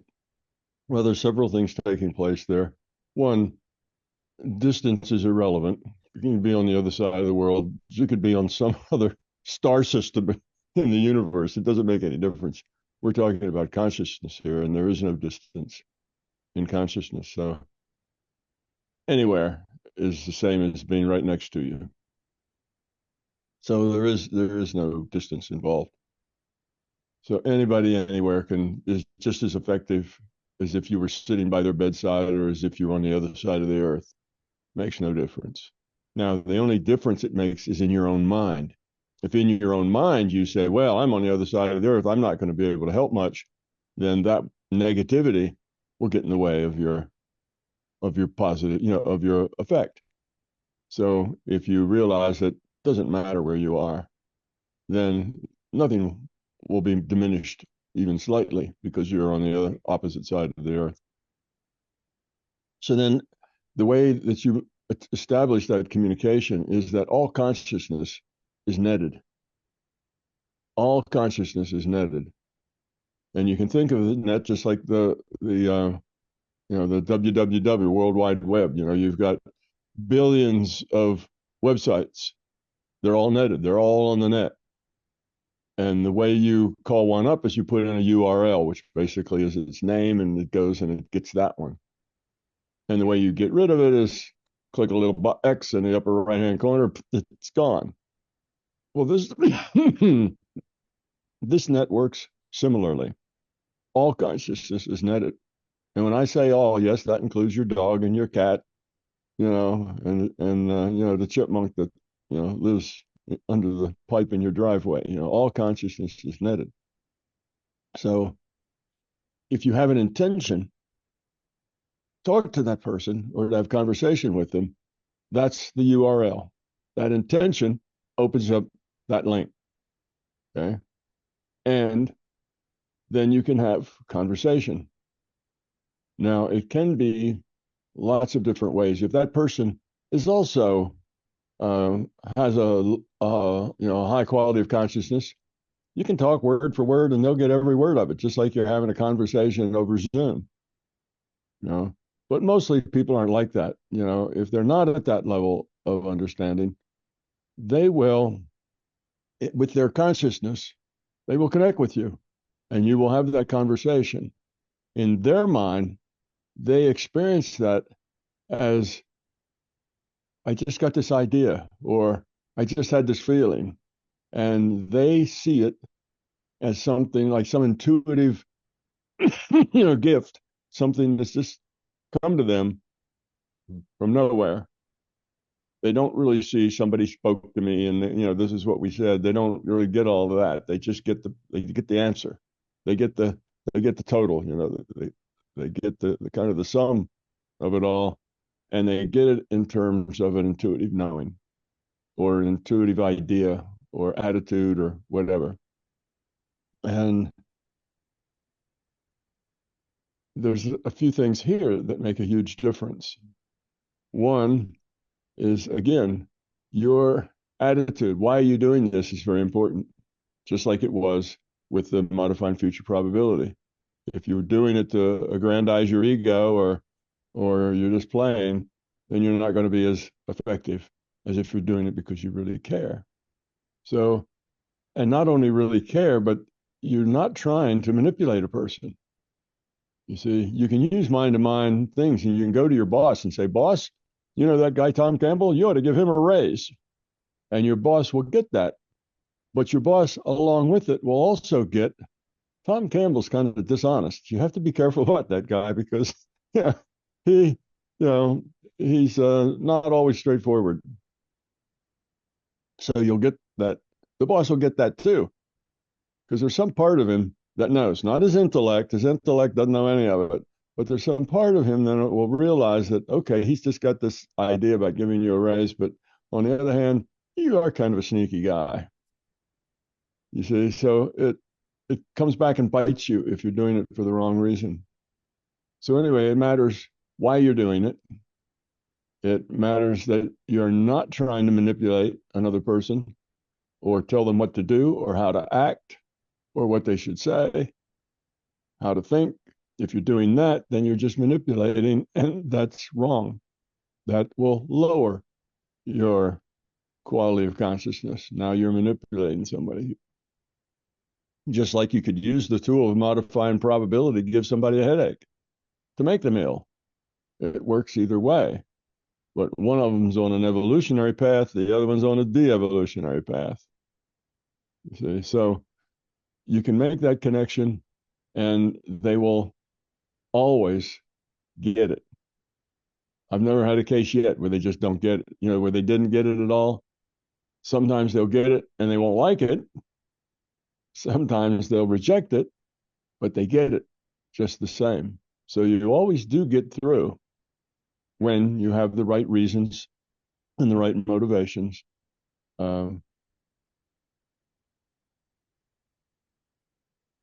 that's how that communication works. Now let's see, what was the other part of it? When the father walks in. Okay. Now the boy was in this. Was this a boy? Yeah. Yeah. So the boy was in a state where he was connected with you. He was feeling the positivity. He was feeling there's somebody out there who really cares, even if he wasn't quite sure who you were. It's just that there's somebody out there who really cares, and you'd be surprised what a powerful medicine just that is, that there's somebody out there who really cares about me and what's going on. That is pretty powerful medicine all in itself. And again, like I say, you won't be effective unless you really do care. And they get that. And that is strong medicine. Now, you tell him that, the parents are coming, this is going to happen, you're going to be all right, just hang in there. I would suspect that there was a couple of things going on with him and his father. It could have been that the boy felt that he could never meet his father's expectations, that he wasn't really very successful at being a son. And the father always found problems with him or things he didn't do right and things that weren't quite good enough. Well, from the father's viewpoint, he's just trying to help his son by pointing out these problems that the son has. Son, you could do that better if you did it this way. No, son, that's not the best way to approach that. That might actually break the toy. Do it this way. But we have a tendency to help our children understand by explaining to them better ways to do things. But what it turns out to be is that the only times we talk to them, the only times we interact with them, is when we're being negative about what they're doing. So from their viewpoint, every time dad talks to me, he's telling me I'm not doing it right. Because as long as I'm doing it right, dad doesn't have anything to say. Well, look, there's my son. He's doing everything fine. I'll just let him play. Oh, look, he's not doing that right. Son, you're not doing that right. So from a child's view, they hear a whole lot of, you're not doing that right. No, you didn't say that right. No, that color doesn't go with this other color. No, no, wrong, wrong, wrong, wrong. And from their viewpoint, it's very difficult to do anything right from the parents' viewpoint because the parents kind of ignore them when everything's working fine. Parents are busy, they got a lot of things to do. And if the kids are all getting along okay and there isn't any problems, then they let everything go. But then when there's a problem, parent shows up and explains the problem. So what happens is often children have a very low self-esteem because in their minds they can't do anything right. Their parent only gives them attention when it's telling them that they've done something wrong. And that puts up a big problem then between them and their parent. And it could be a mother too. Mothers do the same sort of thing. So then dad walks into the room and the boy suddenly feels, oh no, look at me. I'm all messed up. I failed. You know, I'm all looking down here. I'm lying in a hospital bed, this and that, and I'm a failure. I should be robust and happy, and I should make my dad happy. And look at him. He comes in, I see his face. He's terribly disappointed. No, he's not disappointed. He's terrified that his, son is in some kind of problem, and he's got this unhappy look on his face. And the kid says, my dad is really unhappy that I'm sick like this. So he just melts, goes within, shrinks back, balls up in a little ball inside and waits for the negativity. Well, in this case, his health was just that delicate, just right on the line of being delicate. And when he stopped being positive, it was gone. So that's why things like that happen. Now, it doesn't mean this guy's father was a bad father. He was just like most parents. You interact with your kids when they're messing up, when they're too loud, when they break things, when they, don't do their homework. If they sit down, do their homework, well, no need to say anything. Or maybe you say good job, but we don't realize that from the kid's viewpoint, it's all very one-sided. They obviously aren't a very good child, or they wouldn't constantly be being told how wrong they are. So children have problems with parents. And if you just were watching a movie of that family, you'd say, oh, they were good parents. Oh, yeah, they're very good parents. See, they really take care of their kids. They really love their kids. But because everybody's stressed for time, everybody's busy, then you only attend to the things that are a problem. And you hardly ever attend to the things that are good. Oh, that was really good. You tied your shoe really well there. You need to really spend more time being positive with kids, not just saying, look, your shoe's untied. Don't you know how to tie your shoe yet? That's what we say. That we think that little scolding will make them more likely to pay attention to tying the shoe and tying it well. So anyhow, so kids have some strange reactions to their parents that don't really make any sense because the parents care for them and the parents love them and they think they're trying to be good parents. It's so I'd say that's probably why that happened. The kid just suddenly felt failed, and when he did, he cringed and turned inside himself. And when he did that, everything else went to hell in a hurry. The only thing that was keeping him there was this positive energy. Somebody cared about him. Somebody really, he really mattered to somebody. He was important to somebody, but he wasn't so sure it was his dad. Even though it was his dad, he was very important to his dad, but that never got communicated or very seldom got communicated. So that's That's what's going on there. But you can talk to any other conscious. You can have conversations with your dog. But when you talk with your dog, you have to realize, or with your child, that you're communicating with them at the level in which they think and the level at which they are. You don't talk to your dog and like it's talking to your child. It's different. Dogs have feelings. So you don't really talk to your dog as much as you feel what your dog's feeling, because dogs are more about feeling than they are about thinking. So you kind of feel what your dog is feeling. If the dog's upset, or if the dog's nervous, or the dog's frightened, you can kind of pick that thing up. But the dog doesn't engage you in intellectual conversation, because that's not the way dog consciousness works. So it's the same with your kids. When you talk to children, you have to talk to them at a level that they can understand and appreciate. And with children, it's more like dogs. It's more on a feeling level. Is that when you first connected with him, there was empathy and kindness was what you came across with. You cared about him and you wanted to help and you didn't want to frighten him. And he could feel that, because children are more intuitive than adults.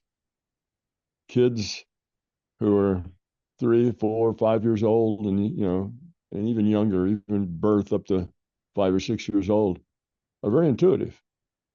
We talk to them, and their language skills are poor, so we think they don't understand things. They understand a whole lot more than we think they do. Now, they can't express that understanding because they haven't developed the language skills, but it doesn't mean they don't understand it. They understand a lot. They know when mom's upset, or mom and dad are having an argument. All of that, they're very aware of all the dynamics, the negatives, the positives. They take all of that in. It's like, oh, he's only 3, it won't mean anything to him. No, it's not true. They get it all. They just can't express it in a language. So they seem like they don't understand anything. But that's a wrong attitude. They understand lots of things. So does your dog understand lots of things. He can't express it in language, but he understands a whole lot. He understands your moods. He understands how you feel. And you don't have to say or do anything. You just have a mood or a feeling. If you're upset, if you're particularly lonely or something, your dog knows that. They communicate intuitively that way. They're intuitive with each other. And we're intuitive up till about 6 or 7, when we start learning math and learning to read and breaking things up in our mind into little boxes that we can logically associate with each other. And, we start to bring order and structure to our world and our language. And at that time, the kind of flowy, intuitive stuff that just comes when we want it and doesn't, that starts to get less and less and less until we become, adults, and we don't have any intuition anymore. Or if we do, it's as often wrong as it is right. You can't depend on it. It's a hunch, but the hunches are so polluted with ego. The intuition you get is so polluted with what you want the answer to be, rather than just being open to the answer, that it doesn't work very well Well, anymore. So that's kind of some of the things that were going on in that little example. well, that was a great example, Tom. Moreover, I'd love you to speak to the audience about the emotional content. You talk about fear, and so for me to describe to be to be a facilitator or a catalyst, a conduit, a witness to something like the things that we've spoken about today, it's that I've realized it's the present moment that this is realized. And when you are able to truly tune into that, then there's this absence of title or character. I don't sit there in a lotus position with 3 incense calling in my spirits to bring in this healing that must be separated from me and someone else. And so one of the biggest things that I really resonate when you share this is this emotional content. And so fear in of itself is really the albatross in the room that generally limits someone's abilities to access this. And then Yes. moreover, let's speak on love, because I've found that love is a universal understanding, but it still can be quite subjective, because razor blazer bunny rabbits could be love to one person, and unicorns and rainbows could be love to another. There's a level of what I believe awareness or consciousness before you can bring love to a universal level of understanding. So you sort of take love at their original face value of the sum of their life experiences, and then as they access this consciousness through gratitude, because people tend to just tune into that frequency far more easily. If I just give them a compliment or I give them $5, they can be grateful. And from that, grateful turns into a higher sense of awareness. That's my sort of like summary before someone gets to a default of the true nature of the human being, that love consciousness, the consciousness collective, that sort of frequency. So the emotional content is very, very much a huge component. So I always tell people, listen, let's start you at a base level, because manifestation as opposed to a healing can be two of the same category depending upon how you look at it. If people I used a parking ferry as an entry level to someone's consciousness. So I say, hey, why don't you use the parking ferry? Oh, well, what is that? Well, quietly, without the judgment of anybody, think in your mind that you'd like a parking space at the front of your favorite restaurant or wherever you're heading to. And what happens is, poof, it turns up. And then they do it 47 times. And then the evidentiary-based situation that Tom and I are speaking of becomes more solidified. There's no Mm-hmm. question in their mind. I've done this 47 times. This is real. So now how do I transition from this?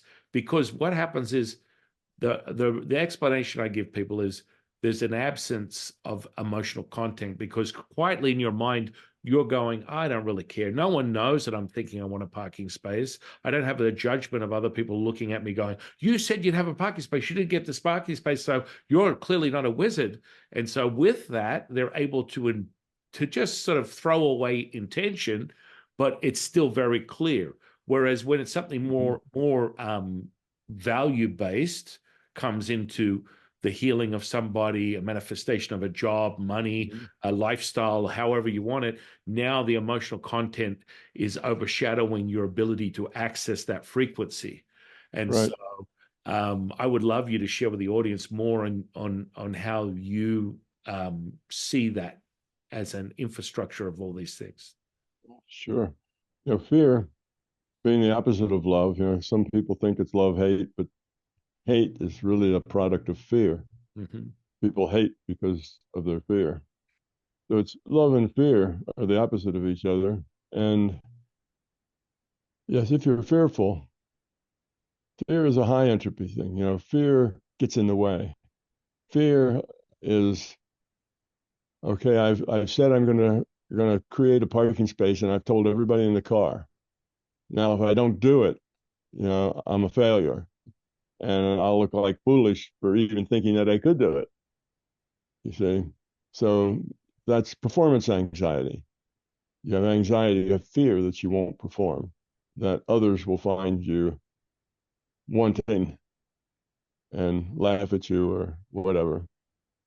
So all of that, of course, will keep you from being able to do any paranormal thing. All the paranormal stuff happens on the intuitive side. Nothing paranormal ever happens on the intellectual side. The intellect doesn't have any paranormal capacity whatsoever. It's always on the intuitive side. And maybe I should have started saying that the consciousness has two separate paths for processing information. One's intuitive, one's intellectual, logical. Um, they they can be at the best in the best of all cases, the two work together. Typically, one lets if they're both developed equally, then neither one is trying to boss the other one around. In most people in Western world, the intellectual space is dominant. The intuitive space is very weak, and the dominant intellectual space is always trying to boss the intuitive space around. It's always telling the intuitive space, you know, you say, okay, I want to reach out to this person and talk to them. And then you get a reply, and the intellect says, oh, what was that? Was that real, or did you just make that up? That's the intellect judging it. And of course, that ends it. That stops the process because it has to be an intuitive process. And intellect, wanting to be in charge, kind of butts right up front and, makes a judgment. So it has to be coming through this intuitive channel. Now, the intellectual channel has logic. Logic is precise. Logic is sound. Logic, you can lay it out and everybody will see it. If it's logical, it's logical. If it isn't, it isn't. It's something that's not, you don't guess and say, well, it might be logical. It either is or it isn't. It's very clear. So you have this really clear tool in this intellectual space, but you never have enough information to feed the tool. Because to be logical, you need lots and lots of information. At least if the question is something meaningful, like should I marry Susie or should I marry Sally? Well, you can try to be logical to come up with a logical answer to that question, but to really logically answer it, you'd have to have a crystal ball that you could look for the next 20 years what Susie and Sally and you did in life and how you work together and so on. And you don't have that. So you've got this tool logic, and the tool logic just doesn't have a clue because it doesn't have enough information. So most of the problems and issues that a person has that are meaningful, logic isn't all that useful because there's not enough information. It's a great tool if you have the information, but if not, it's not so great. Now you go over on the intuitive side, and it's just the opposite. On the intuitive side, you've got all the information. You've got the probable future database, you've got the past database, you've got all of the stuff in here that is hugely informative of everything that could possibly happen and the probabilities that it's all over there. And you can search through that database with intent, just like you can query any database. You can query that database, you can search down particular probability lines, you can do almost anything with that database.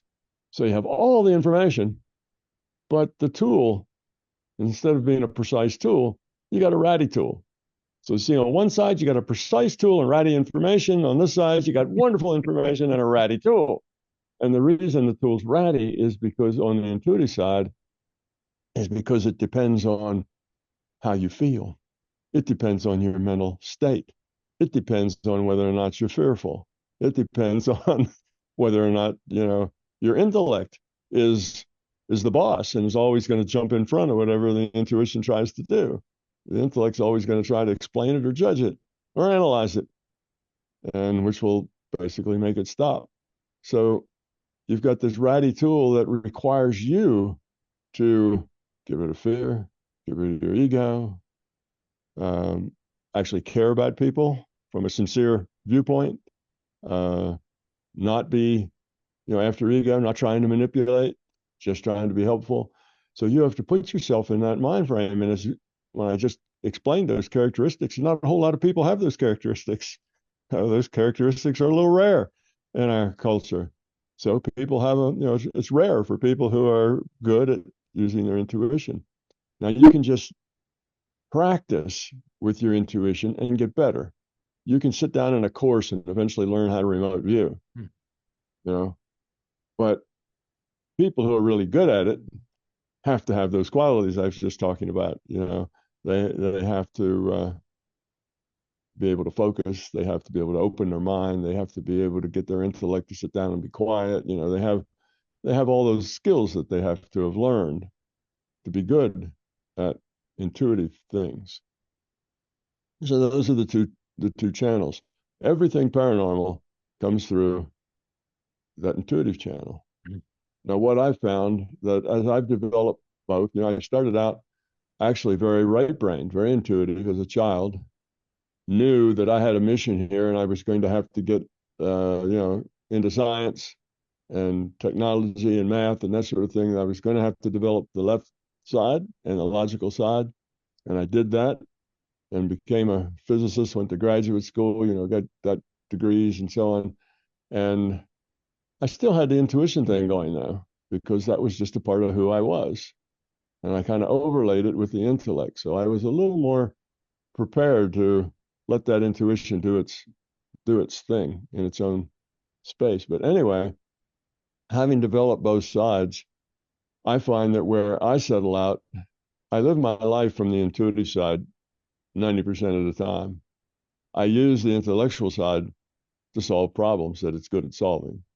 So instead of, that's just opposite the way the average person is. The average person lives out of their intellect, and occasionally they let intuition give them an answer or an attitude or something. But I do just the opposite. The intellect has more information, and I've learned how to to be able to reach that information and sort it and sift it and get what I want. And the intellect is good at some things, so you need an intellect. The intellect is necessary. You sometimes have to make judgments and do analysis and look at a whole pile of data and find the needle in that haystack. You have to sort and do these things, and intellect is very useful. But I use the intellect as a tool whenever I need it. But my normal life and interaction is typically more intuitive. I live on that side. Now, another thing about that is that as you lower your entropy and increase your quality of consciousness, you begin living in a larger, what I call decision space. There's more things that you can decide to do or not to do. Okay? Like you could heal that person or not heal that person, whereas before you didn't have that decision. So the more you grow up, the bigger your reality gets. The decision space is really a kind of a measure of your reality. It's all the decisions that you can make. And the more you grow, the bigger that gets. And it gets bigger and bigger. And pretty soon, it's much bigger than just the physical. It starts out in the physical, but pretty soon, the space you live in and the choices you have are a mixture of the physical and the non-physical, the intuitive and the intellectual. And they're all just they're all there all at the same time. You don't have to do a special ritual to get into that space where you can use the intuitive. It's just there. You're there all the time. You just do it. And you don't have to do anything special to be intellectual. You just do it. So it all becomes just a part of who you are, and you live in a larger reality that has a whole lot more data in it and information in it than what the average person sees. And you don't have to query. You don't really query the database. Just a desire to know is enough. Oh, what is that about? The data pours in, and okay, now you know what that's about. So you just have to even barely think about it, and there it is. So in that case, you live in this bigger reality, and you have to get rid of your fear to do that. Because if you had fear, your fear gets in the way of all of that. It's your fear that does all the judging. It's your fear that it says, well, how do you know that's right? It's your fear that wants to, how do you know that's your Uncle Fred that you just want to talk to? Has been dead for 10 years. How do you know that's who that was? Your fear is always trying to find a problem. What's wrong with it? What's the downside? How is this an error? And it searches for ways that things can be wrong. Well, that's helpful sometimes, but it's not a good way to run your life. Is to constantly be searching for the negative. That leads you into a negative space that is very suboptimal. It's much better to live in a place that's driven by the positive. And in a positive sense, you say, well, I really don't care that much about what happens. What's important is how I deal with it, not what happens. So if all the things out in the world and, everything goes to hell in a handbasket and everything's terrible, well, that's neither here nor there. I don't have a real big problem with any of that. It's how I deal with it. That's what's important. That's what's important. You see. So now everything is positive because challenges come Oh, I just lost my job. Now, how am I going to pay my mortgage and put gas in the car? All right, that's a problem. Well, what can I do with that? Well, if I'm negative, I'll go buy a case of beer and sit around for the first week feeling sorry for myself and lose most of the opportunities I have. But if I'm positive, I'll say, well, gee, what else would I like to do? What else could I do? Let me call up some of my friends and see what they have going on in there and what they know of any positions open. Let me do this, let me do that. And you do that with a positive attitude. And when you talk to people, you're positive. You're, and people like that because they like you when you're positive. And if you're negative, they don't like you nearly as much. So you get another job because it just falls at your feet because you're positive. And if it turns out it's twice as good as the job you had before that you lost, you've got more salary, you got more vacation time. It's just, and the people that you work with are a lot nicer. So, wow, you say that was good. Gee, I'm glad I lost that job. It was a good opportunity. I wonder what'll happen next. So you just take your life in a positive mode and everything just tends to work all by itself. Like I say, what you need falls at your feet just as you need it. Whereas if you worry, oh no, no, not this. Oh, that's horrible. Oh, what am I going to do? And you start to imagine all the most horrible things that is going to happen to you because this happens, and you start throwing more and more weight into the probability of horrible things happening to you, and so on. So instead of raising the probability that something nice is going to happen to you, well, we're on an adventure now. Okay, there's a lot of uncertainty. Wonder what's going to turn up. And if what you have to do is wait tables for a while, or become a golf caddy, or you know pick up paper along the side of the street, well, do it if that's what there is to do and if it's helpful. But do it cheerfully, and you'll find that whatever it is you've done, you'll meet somebody who knows somebody who's looking for somebody just like you for a position somewhere, and it all works out because your positivity is building that positive response of it working out well. So all those little things that somebody who knows somebody who knows somebody, and bingo, there you go. Better job than you've ever had yet. Just because the positivity builds that little structure for you. So that's the thing. You talk about fear and love. Fear, in all cases, makes everything worse. And we're talking not about fear of bears or tigers or something. We're talking about fear that you're not good enough, fear of being inadequate, fear that you're not really all that smart and can't function very well, fear that people won't like you, fear that your boss won't like the report that you turn in because you really don't know that much about it. You're making a lot of it up, and your boss will realize that. So you have all these fears, and if you go through life with those fears will just create negativity around you. They will make you a negative person. And what I tell people who ask me, they say, well, how can I tell whether I'm doing very well or not doing very well? How can I tell that I'm on a good spiritual path or that I'm faking it and just think I am, in my mind? And I say, well, here's a good test to see how well you're doing. Just think about the times in just the last week or even the last day that you felt negative. That means you felt stressed, you felt anxious, you felt annoyed, you got angry, you were upset. Oh no, it's raining today. I didn't want rain. I got to walk outside today, and you complain, So think back in your day or in the last week. Did I ever complain about anything? Was I ever upset? Did I ever get angry? Did I feel abused? Did I feel unappreciated?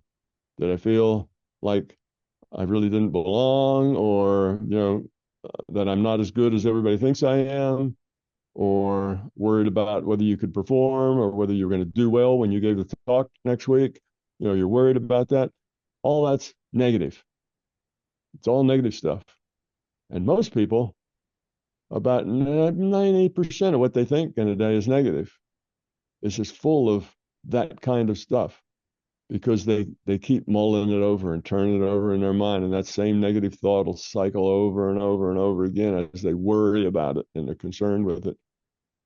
So if you have a lot of negative thoughts going on, negative feelings, there's not really intellectual thoughts, but negative feelings, and it may be subtle, like just being annoyed, but you have to wait for somebody up in front of you in a car who is just being really, really slow to get through that light, and that just annoys you. Come on, can't you find the gas pedal?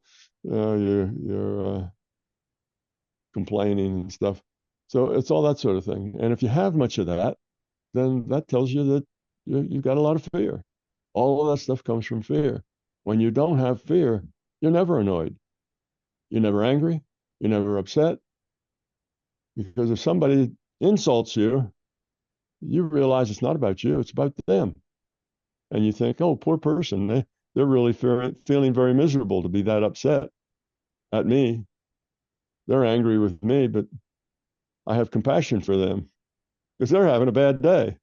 I'm not upset that they're angry with me. That's just their opinion. And they just evidently don't understand, what I'm about or how I'm doing this or why I'm doing it. They have some idea in their mind that upsets them, and maybe I can help them straighten it out.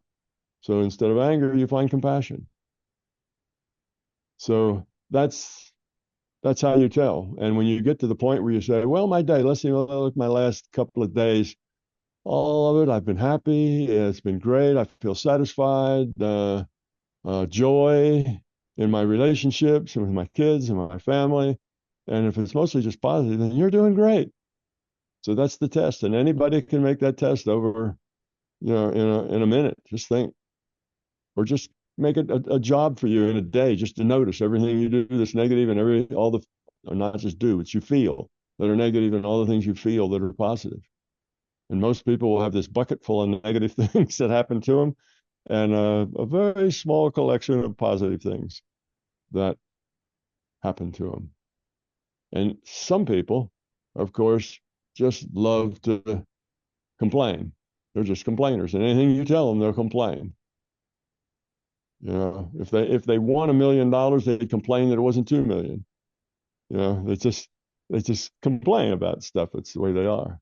Well, those are people who are very insecure, and feeling insecure is a negative thing because it's fear. So fear is the problem. And we could take almost every entry in the psychiatric manual that defines all the diseases of the mind that are in this book. Psychiatrists have a book that defines, what does it mean to be schizophrenic? What does it mean to be, this, that, and the other thing? And they define all those. A few of those are organic. They have to do with biochemistry. But most of them all reduce to fear. All of it. You could take 80, 90% of that whole book, and the cause is all the same. It's all fear. That's what causes most of the problems, emotional and mental problems that people have. They get wrapped up around the fear, and that fear gets bigger and bigger and bigger, and to the point that they're paralyzed with it. They can't function. So that's kind of the fear versus love. Love is all upside, joy, peace, tranquility, feels great, looking forward. Tomorrow's going to be a good day. That kind of an attitude. And you don't have any buttons to be pushed. Other people have buttons that you push. Oh, you talk about this or that, and they have fears around those things. Every one of those buttons is a fear button. And when you trigger one of them, they become irrational and negative. Get angry, get upset, cry, whatever. But you don't have any buttons when you get rid of your fear. Well, it's like a manipulation. When I personally struggle with holding any type of emotion other than right now. So if you told me to go and F my mother and I'm going to beat you to a pulp and all the rest of the things that come along with someone who's definitely dealing with a high level of fear, Mm-hmm. 3 seconds later, if you can actually step out of it, or even if you're not stepping out of it, I would put my hand out and offer you help because it's just not a part of who I am. That's one thing that has been an ongoing default of my reality, even as a young boy, when I went through a lot of things. And I think that is very reflective of where I am today. But as a child, I dealt with a lot of bullying where their attempt to destroy or kill my will was unobtainable. I would, no matter how many times I'd have a dozen kids beat me up because I was weird because I could do all the sums in math in 5 seconds in the top of the class or whatever. And you just don't, you're not a nice, the fact that you could do all these things and it would frustrate them. And I was far more articulate. They wanted to beat me up. And then when I stood back up after five kids would beat the life out of me and say, "Is that all you got? Come on, come on, guys." And they would look at me like, this guy's will needs to be destroyed. We have to destroy it. And every day I would come back and I'd reset and they would attempt again. And part of that may be the evolution of who I am. But even to this very moment, I don't have any, I can't reflect on it and go, oh, I wish I had really beaten them up or had a response to them. It's just not within me. It's just not something that I can find out. Envy, jealousy, these types of emotions are just something that was never in my default. And so, literally, we could have a conflict one day, and the following day, I will greet you with open arms as if it never happened. And some people are like, "Are you delusional? I just told you to go F yourself yesterday." It's like, I just can't do it. It's just, it's like this it is. I guess you would call it a struggle. I have to find myself in a selfless state of giving. That's just what I do. That selflessness, everyone's acquired it. Everyone's experienced what it's like, whether you just feel compelled to give a homeless person $1 or help someone that's in need. They might be in the supermarket and grandma can't reach the ketchup at the top shelf and you go over and you pick it up and you hand it to them. Or maybe you just help that person to their car with groceries. There's a level of understanding. It's a mechanism that just takes place. Part of, you know, being connected with humanity, empathy, but the emotion of loving that person, accepting that person, valuing. And so this sort of theme, as you said, is not as common today due to maybe programming, the way people are being sort of set in their ways with the technology. Humanity is sort of like bubbling up now. People are aware that, consciousness like 50 years ago would have been Bruce Lee telling you to flow like water, and people are looking at him like, what does that mean? What exactly is he talking about? And now, of course, the just saying the flow is something that people can resonate with or have some understanding of. But, Mm-hmm. that very essence that you speak of, Tom, is truly the secret source to all things. And I mean, that's how you access the now. That's how you access it. It's like, and if you truly understand the resonation of these fear-based emotions that are part of the human experience, I think, as you said, the system gives you what you need right now to evolve in your own way. Some people have these emotional traits that are more embedded into their simulation due to whatever they need to learn from the system. Well, the way that works is that when you when you die, you get another life. Reincarnation, I call it, experience packets. You have to do multiple packets because there's too much to learn. And just having one shot to learn is just not helpful. Uh, so you do get another life, but what you get to keep is the level of lower entropy that you've achieved. So if you've lowered your entropy to a certain level or raised your quality to a certain level, the next time you start your next incarnation, you start with that quality, that level of quality. Now, you don't start with any intellectual knowledge about anything. You don't remember anything, but you just start. your being is at that quality. Now, if you make good choices, then you'll evolve more. If you make poor choices, you'll de-evolve and you'll have less. But you always get to start with what you've earned up to that point. So some people come in and they've been around the block enough times that they have eventually learned and they have a lot of love. Well, they come in with that as a possibility, but they're thrown into a whole set of new circumstances where they have to express that love or that caring, you see, and how they express that in these new, totally new circumstances will be a reflection of who they are inside. So that's why it has to work that way. Otherwise, if you came back with knowledge, everybody'd be gaming the system. Oh, I know I'm supposed to act kind. All right, I'm going to act kind and I'm going to be nice and I'll help a little old lady find her ketchup and I'll do all those things because I know that's the right answer. But that wouldn't help you grow at all because it's not about acting nice or acting kind. It's about being nice and being kind. And those two things are extremely different. So because it's about being, and the only way you grow up is to change who you are and become someone else, something else, a lower entropy person, a more love, less fear. And then that defines who you are. And the next time you try to do that, but you come back at a particular level, and that's so everybody doesn't start the same place. And there's always new coming in the middle. Our population keeps growing. There's always new entities that are coming into the system.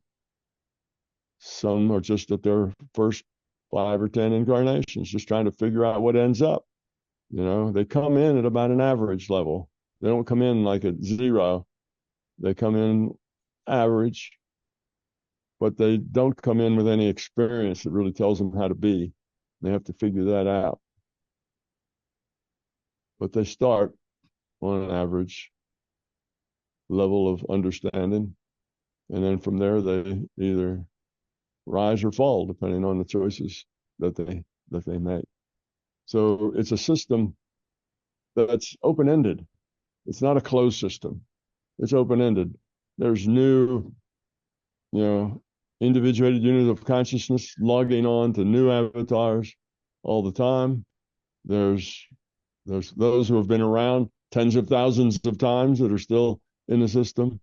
There are those that really don't have any particular mission or anything to work on. It's just to jump in, jump out. They're at the very beginning. All they need is experience. So they jump into a life, they have that life, they jump out, jump back in and have one, because being specific about it isn't useful until they get enough experience that they realize, oh, I need to learn this or I need to learn that. First, you just need to get some experience. And diversity is key. You have to have diverse experience, because the more diversity you have in your experience, the more you're able to learn. If you always played the same character in the same role and around the same situation, you never learn much. You just keep repeating the same game over and over and over, and you'd be wasting your time. So you are male, you are female, you're white, you're black, you're Asian, you're poor, you're rich, you're whatever. You have to have lots of different experiences, because every one of those different experiences lets you look at life from a different perspective. And it's the meld of all those perspectives that eventually turns into you. That's who you are. The sum choices, the sum of all the choices you've ever made. That's who you are. Okay, so that's why some people are just already pretty evolved, when they get here. My youngest daughter was like that. I can remember an incident that was very telling for her.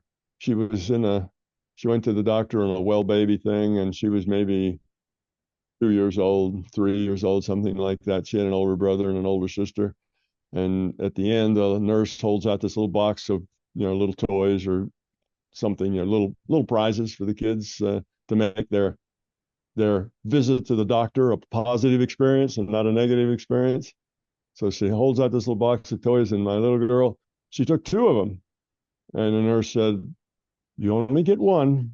put one of those back. You only get one toy. And my daughter said, but I need one for my brother and one for my sister. So she gave him three. Well, then you take one too. So she went home with three toys. But in any case, that's just how she came in. It wasn't about her. She came in very little self-centeredness about her at all, even at 2 or 3 years old. It was more about other. So she'd been around a few times and came in with a pretty high level of quality consciousness. But that's just a circumstance. Sometimes you'll get a child and they're very self-centered. Everything is about them, you know, and that means that they're still working on it.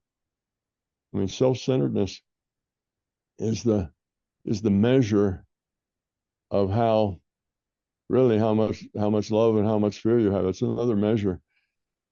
If you look at someone's self-centeredness, that's their level of maturity. Now I'm thinking of maturity as growing up and having a high quality consciousness. That's more mature. You just look at the self-centeredness. If somebody's very self-centered and everything is about them, then they've got a long way to go yet. That puts them at the lower end of the high quality of consciousness. If it's all about others, then that's what love is. Love is about others.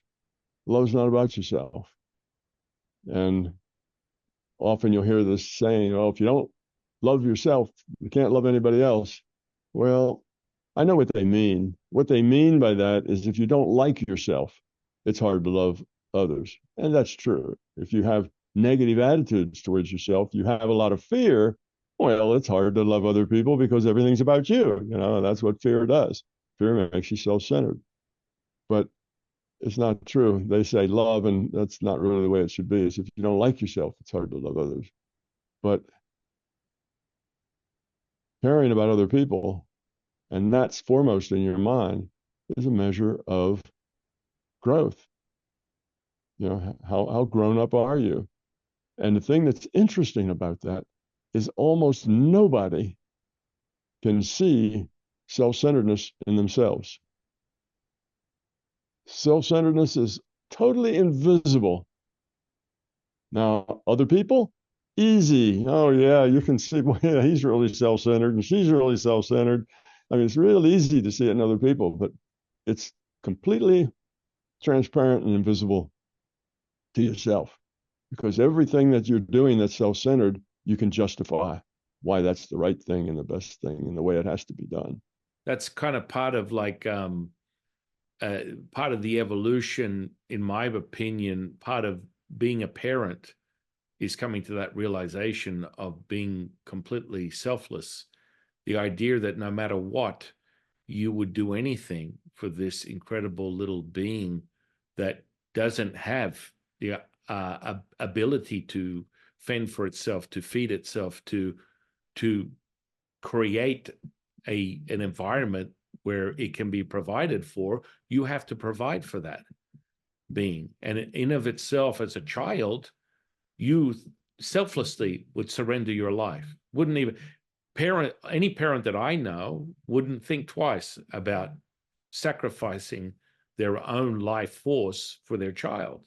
That's a selflessness that is sort of like, as you spoke on earlier, it's like there's this level of virtue signaling, as opposed to within the Taoism, we call it, if you force something, it holds it, then it breaks.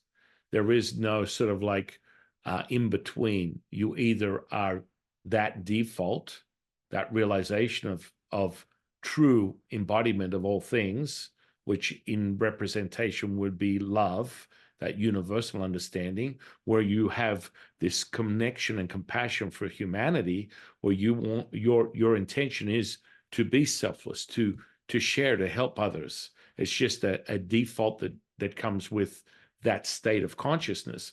Whereas there is this fundamental selfishness that you speak on, that so many people are not aware of. Oh no, I'm a good person. Well, that's the first red flag.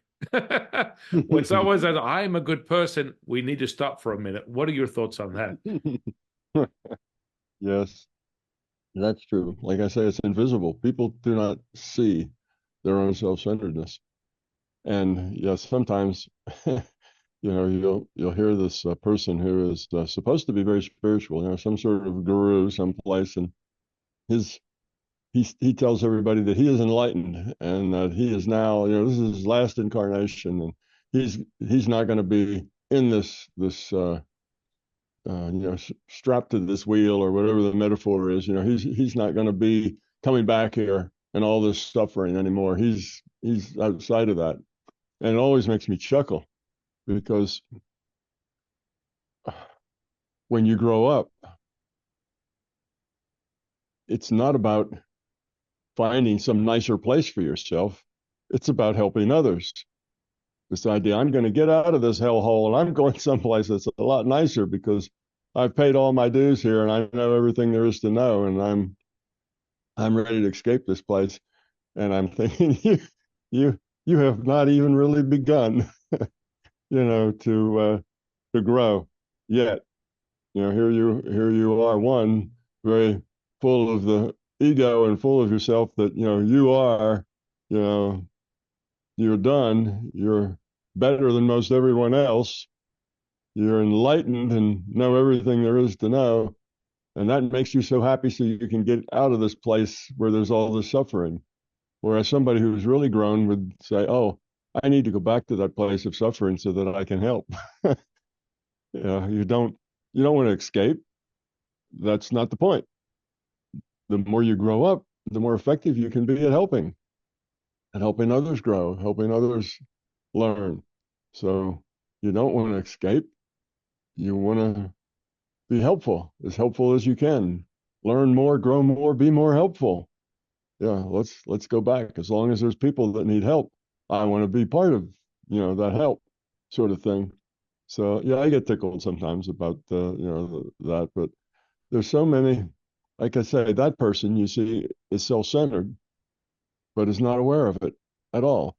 And most people just aren't. It's almost a miracle. I see people all the time saying things and doing things that are just as clearly and obviously self-centered as you would like, and they have not a clue that that is the way it is. So it's very invisible to yourself because all the things you do that are self-centered, you can justify as being the right and the best thing to do. And that's true of everyone. So what's a good way to measure maturity?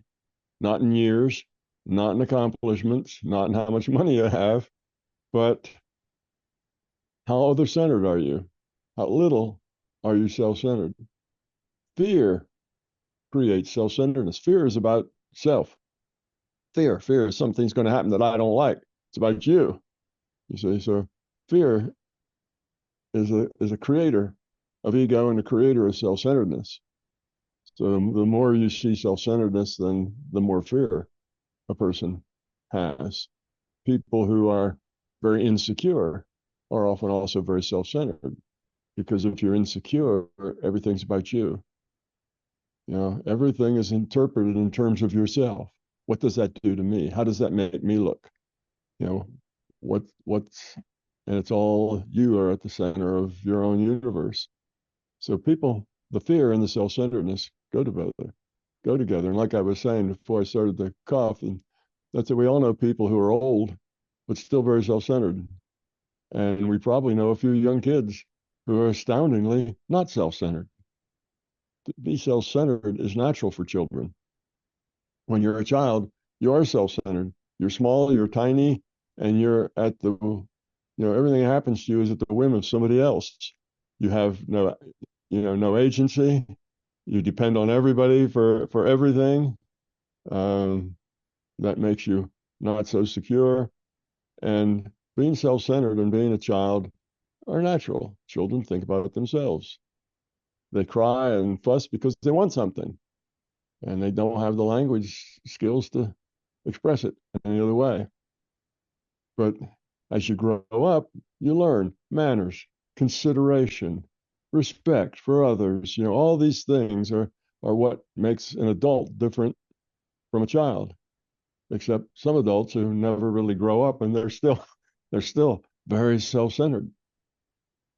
And some things can make you more self-centered, like being too worried about money. You know, which brings to mind, like, somebody that's got $40 billion in the bank, and what they need to do more than anything else in their life is make more money. When they already have more money than anybody could possibly ever use, but they need more and more of it, because making money is how they judge the worth of themselves. Their worth is some function of how much money they have. So their financial worth is actually their worth as a human being. So yes, and they become very self-centered. Everything is about them and what they want. So they actually de-evolve into that kind of a mindset. So, the idea that being wealthy is a great boon. That, gee, if I were just born wealthy, I wouldn't have done all these terrible things. It's not like that. You can do terrible things in any state, and you can do good things in any state. You can be the poorest person on the planet and be very evolved, or the richest and be very not evolved. It doesn't have anything to do with resources and money and stuff. It has only to do with how much of you is driven by fear and how much of you is driven by love. That's it. If you're driven by fear, your life is miserable, whether you're rich or poor. And if you're driven by love, your life is beautiful, whether you're rich or poor.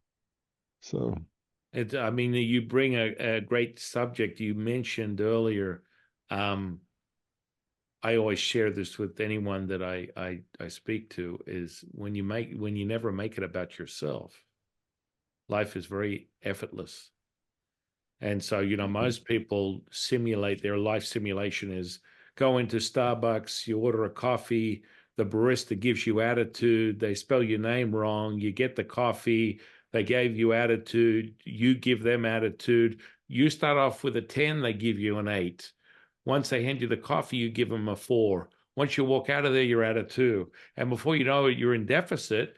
And the reality is because you made it about yourself, you're not looking at the fact that the barista just discovered that morning that their husband was cheating on them for 6 months, or the coffee maker realized that they've only got enough money for the next week before they get thrown out of their house, or, the myriad of different scenarios or probabilities, sure. as you would put it, are the reason why you get to that state. Whereas if you never made it about yourself and realized this, what we speak of, Tom, the selflessness that comes from truly being aware, conscious, mature, developed, that comes with, you greet this person with a hello and ask them how they are. And that seed of that question is more caring, more value, more gratitude and love than they probably get out of most of their life, because someone is basically asking you how you feel. It's like, whoa, hang on a second. Someone actually cares how I feel. And I mean, this opens the gateway to many different variables when it comes to someone's physiological and psychological state.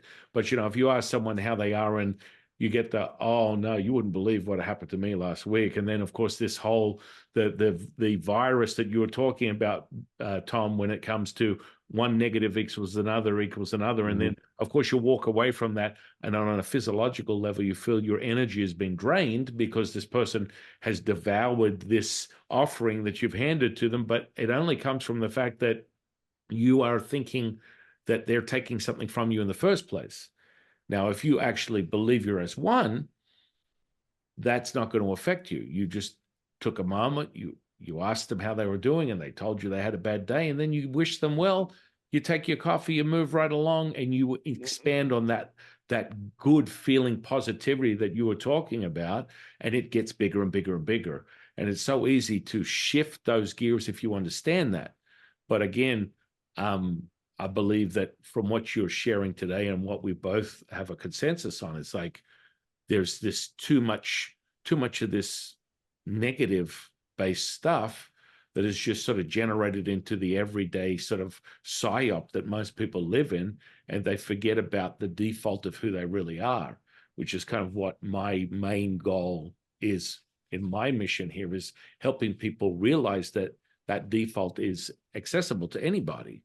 And, share with them, as you said, a moment of consciousness where there's a miracle that takes place, and that person that would seemingly think that it's impossible for that to happen, take that with them and share it with someone else. And then that raises the consciousness, and then that raises the consciousness. And then, as you said, from the system, the probability of something more positive happening increases, because people are now buying into this consciousness collective that we speak of, instead of a lower frequency, as I would put it, or other people have spoken on that, where they're staying in this lower state. And so, of course, it replicates the same thing.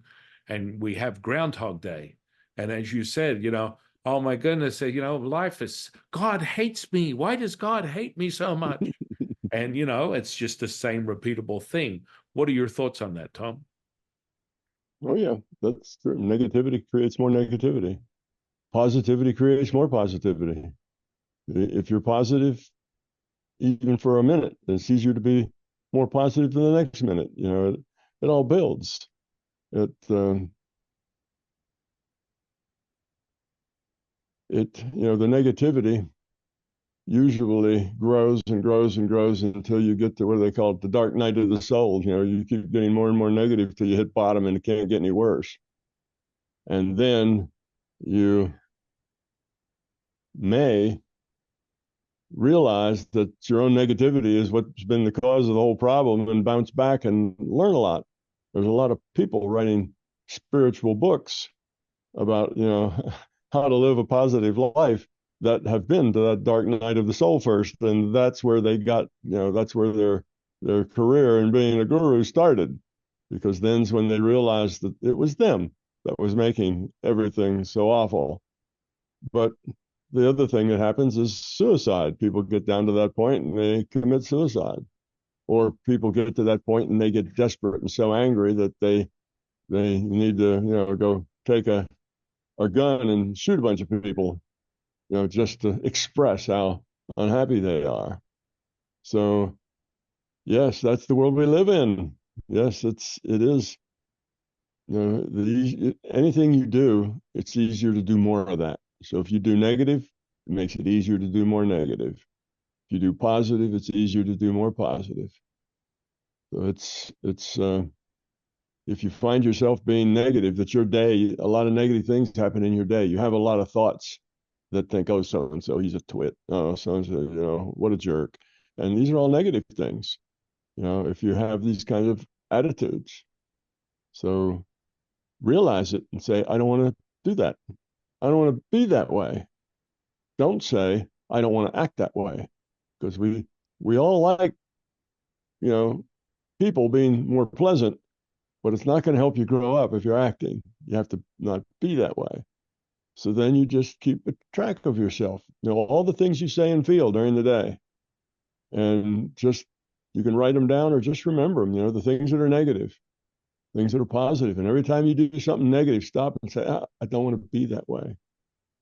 I can see somebody that I don't particularly care for and wouldn't want to spend a lot of time with, but calling them a jerk is not helpful. It doesn't help you. It doesn't help them. Matter of fact, if you think about it, they deserve a little bit of maybe your help, because if they're being negative, it's because they're having they're having bad times. So now you want to be particularly nice to them because they're annoying. So instead of you being particularly not nice to them because they're annoying, you try to be particularly nice to them because they're annoying. And it just changes everything. And then you end up being the one person that they don't try to annoy. So it it helps. It all works. Like I say, life happens, accept it, then make the best choice you can. What's the choice what's the low entropy choice? What's the love choice? And what happens to you is not terribly important. You'll end up somewhere doing something.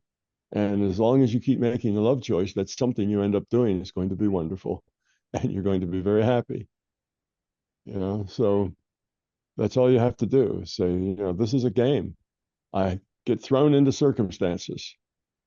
And how do I react? What are my choices in those circumstances? And that's what's important.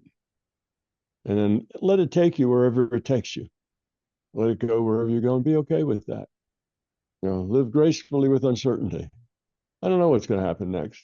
Like I say, I just got fired from my job because that contract just disappeared or got bought out and had too many people. So I got let go. So now what? Well, be positive. What can you do? Uh, don't get negative, because the more negative you get, the less likely it is to find a nice job. The more positive you are, you're raising the probability of something good happening to you. But you can't act it. You can't, inside you're gritting your teeth, but out on the surface you're smiling. That won't work. The real you is what changes the probabilities, not how you act, but how you are. So it's if you see life as a game of choice and growth, you know, kind of a love versus fear, then it's fun. It's a fun game. It's delightful, particularly as you move toward the love side, and all the things you want and need fall at your feet when you need them. That's just miraculous. Oh, I really need this. I need to have this, or I need to get this, or I need to have this quality, or I need to be able to afford this. And you see that it's important, and it's important to you because it's going to help you give. It's going to help you be, a more solid member, not because you want it and you covet it, but because it's something that will help you do better things. And there it is. You'll open the door one day and it'll be sitting on your front porch, just waiting for you to pick it up and use it. And I know that sounds silly. It sounds like, magic happens, but No, no. that's the way it works. It That really, synchronicity is absolutely 1000% for the audience. Tom speaks about it like, oh, it sounds so. Oh, absolutely not. I mean, I live that very vibration, and I understand it in great detail, that nature of things. I think the greatest thing that, everything that you've shared today has been in such in depth, but moreover, coming from the deep understanding of the science mechanisms and being able to create an expression of all of this stuff that you need to have an in-depth understanding from a background like yourself to really crunch those numbers into what transmutes into something science-based that can be validated, but you're sharing it in a way where it's really quite simple. The glass is half full or half empty. How do you see your reality? And I mean, when Tom shares that with me, it sends chills. It surges through my very essence, because this to me, through my own journey, is my validation. And it's like the more and more you want, your consciousness will give you. And how does that express itself? But through just being negative or positive. If you're negative, then negative things will just keep coming for you. If you're positive, positive things will just keep continually blossom into something else. And the synchronicities that Tom talks about are just present. And it's like you can't make this stuff up. It's like someone could literally give you a blank check and you couldn't make up the continual synchronicity that takes place over and over and over and over again, just with understanding that very present moment. And my goodness, this has been incredible today. What you've shared with myself and the audience. I could honestly be talking to you for days. Yeah, let's see, 2, 3, 4. We've almost got 3 hours going, I think. I don't know. I don't think I enjoy your company, Tom. So I hope you enjoy mine, because it's been absolutely a pleasure today. It's been fun. There's all sorts of people and all sorts of organizations. You're with Taoism, and there's lots of other religions and philosophies and so on. And most of them kind of have the same right idea, that love's the answer, fear is not. You know, they don't say it in those terms, but it kind of comes out that way. And everybody in all these various organizations makes up their own stories and makes up their own, what I call tools. They have tools. You know, you have tools. You said when you did the healing, well, there was this little incantation you say and this and that, and you go through a process. Well, these are tools. And what the tools do is they help you focus your intent on what it is you need to do because you've learned that that's what this tool does. So there are healing tools and there's tools for all kinds of things and they're good. Tools are not a bad thing. We make up tools. We create um, processes that we go through and we make up these tools because it helps us focus our intent. And with the tool and all of the history of that tool, all the people who have used that tool, profitably, and all of that confidence in that tool, it really helps you focus your intent, have the power, have that will, have that steadiness, have that focus. And without the tool, you wouldn't be nearly as capable because the tool now has been part of your process of getting into the right state to be effective. So I encourage people to make tools. Most all the religions have their own tools. All the all the different sects and things have their own tools. If you look at the alternative healing modalities, there's at least 1,000 of them out there. You know, Easy. all kinds of all kinds of things. And they all have a different story. Why it works and how it works and the tools they use. They all have their own symbols. They all have their own gestures. They have their own things that they say and things that they go through with. And the tools are helpful because it helps them focus on what they're doing and what they expect to happen. But the problem with tools is when people stop seeing them as tools and seeing them as the cause. Now it's a belief. The only reason I can heal is this tool allows me to heal. Like the only reason I can heal is these other spirits that are more powerful than me go do the healing. You see, that's a tool using these spirits. I always get a chuckle with that.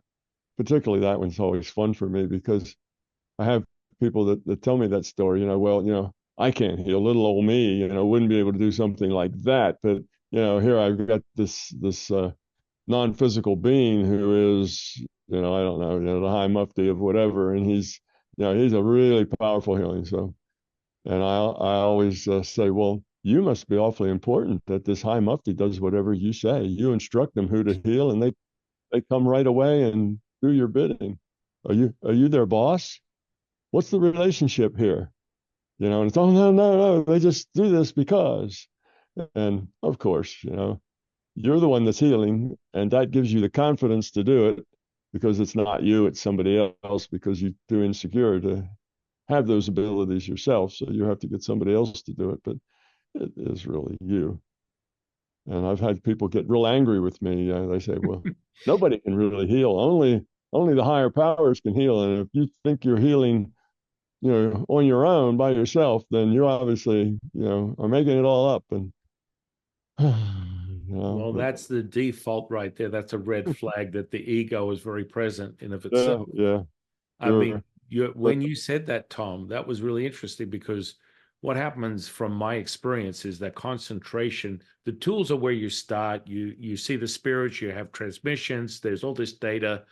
Yeah. And once at the level that I'm at, and it's just over doing this over 30 years, you think it and it becomes realized. And it's like if you are as one within this space, it's not like, oh, I am. It's kind of like I use this analogy, Jade Emperor calls it the grain of sand doesn't ask the beach what it's doing today. You know what I mean? Whereas if you are whole, you're not asking as the universe, as one, as this present moment, hey, universe, can you help me heal this person? It becomes condensed and concentrated and as one. But that's also a frequency that you get into, but no longer do you need the tools or calling in the three spirits, the incense, the lotus position, all these types of things. You can feel that transmission. You can feel that Sure. frequency shift Yeah. that makes it Well, possible. yeah, what happens is that when you're a beginner, you need tools to help you focus, and you use tools. And the more you work at it and the less a beginner you are, you start making your tools a little less cumbersome, a little less time consuming, because you got more healing to do than you have time to do all these, things. So you need to be able to do it quicker and heal more people. So you start dispensing with this tool and that tool, and then you combine these two into one, and you skip steps. And in a career, you go from a set of complex tools with lots of details and things that need to be done. And the tools keep getting simpler and fewer and simpler and fewer. And by the end of the career, you don't really have hardly any tools at all. The tool is your mind, and you don't need all those tools, but it takes you a whole career to figure that out. But you really didn't need them in the first place. Because if you took all the tools away from that beginner, he'd be lost. He wouldn't know how to take the next step. So the tools are good and they're necessary. I tell my people, make up any tool you want. There's nothing sacred about the tools. Make up the tool. If it helps you focus and it helps you, this is fun. I was giving people tools for healing, and I said, well, you can think of, light beams, and the white light gets rid of the black bad stuff. I said, or you could think of a black beam and all the bad stuff is white light, and you want to get rid of that. It doesn't matter, but make up tools that work. And if you don't, if you have trouble making beams, you can use a laser, or you could use this or that. And after I gave all these different kinds of things that people could use as tools, this lady who was elderly, she says, all your tools are so masculine. The laser beams and fire and acid, and they're all forceful, and they're all very masculine. And I said, well, you're right, they are. It's probably because I'm a man that I come up with all those masculine tools. I said, feel free to work in any tool that makes you feel right, that you can kind of get into, that you can throw yourself into the tool, and the tool has resonance with you, meaning. I said, make something up. So we did an exercise, and she came back and she was just thrilled. She says, oh, I did really well with the healing this time. She couldn't heal with masculine tools because she was a little old lady and didn't have any masculinity in her, and burning out the bad stuff just wasn't her style. So she said the person she was healing, she imagined was this little rag doll. And what she did is she'd take loose the seam, open up the rag doll, find the dirty cotton or whatever it was she was stuffed with, get rid of it, replace it with nice white cotton, sew her all back up, and she was good as new. And she then, using that tool, she was very effective with her healing. She found out over the months and years that if that was her tool, she could be effective. Well, that is obviously not a masculine tool. Taking the doll apart and fixing it and sewing it back up, but it worked really well for her. And you know, I was before she made off her tool, I was joking a little bit, and I said, "Well, let's see some feminine tools. Let's see, you could take out your vacuum cleaner, and you could vacuum away the dark spots, or." And she right away got a little upset with me. You associate vacuum cleaners with women? That's not right. But and I said, well, I was just trying to help. Anything that you feel like is feminine, and it helps you express what you're trying to express, use it. And if it's cumbersome, trim it a little here and there. Just get the doll, and you don't have to take the seams out. The seams just fall out. And you don't have to search for the black stuff. This is there on top. And you don't have to really take it and put it someplace. It just magically goes from black to white. You can skip steps. So you don't have quite so much process in it, and it'll work just as well. So yeah, she used that tool I talk with her every once in a while. She uses that tool all the time, and she's refined it and changed it. And it's a powerful tool for her because I don't know what her background is or why dolls or sewing or stuffing or whatever, why that's particularly meaningful for her, but it is. For some reason, this had significant, deep meaning for her. It's not a tool I would use. I'll burn it out with a light beam. that's a that's more my style. I'm a physics guy, you know. I would do that sort of thing. But anyway, tools can be developed and should be developed by individuals because everybody's not the same. And the reason why there's 1,000 different modalities of mental healing is that there's 1,000 different tool sets. Somebody does something, he comes up with a good set of tools, and the way he goes about it and the way he thinks about it, then he trains other people to do that way. And of course, it works for all those people who can resonate with that tool set. But not everybody can. Other people resonate with this other tool set. And they go to that instructor and he teaches them his tools. And a certain number of people will resonate with that tool set. So you have all these different kinds of healings. And there's only one thing, only one active ingredient. It's your intent. Your intention is the only active ingredient, period. But there's lots of different tool sets. And some tools are good for some people and not good for others. So I find it okay that there's lots of tool sets, and if you need them, make them and use them.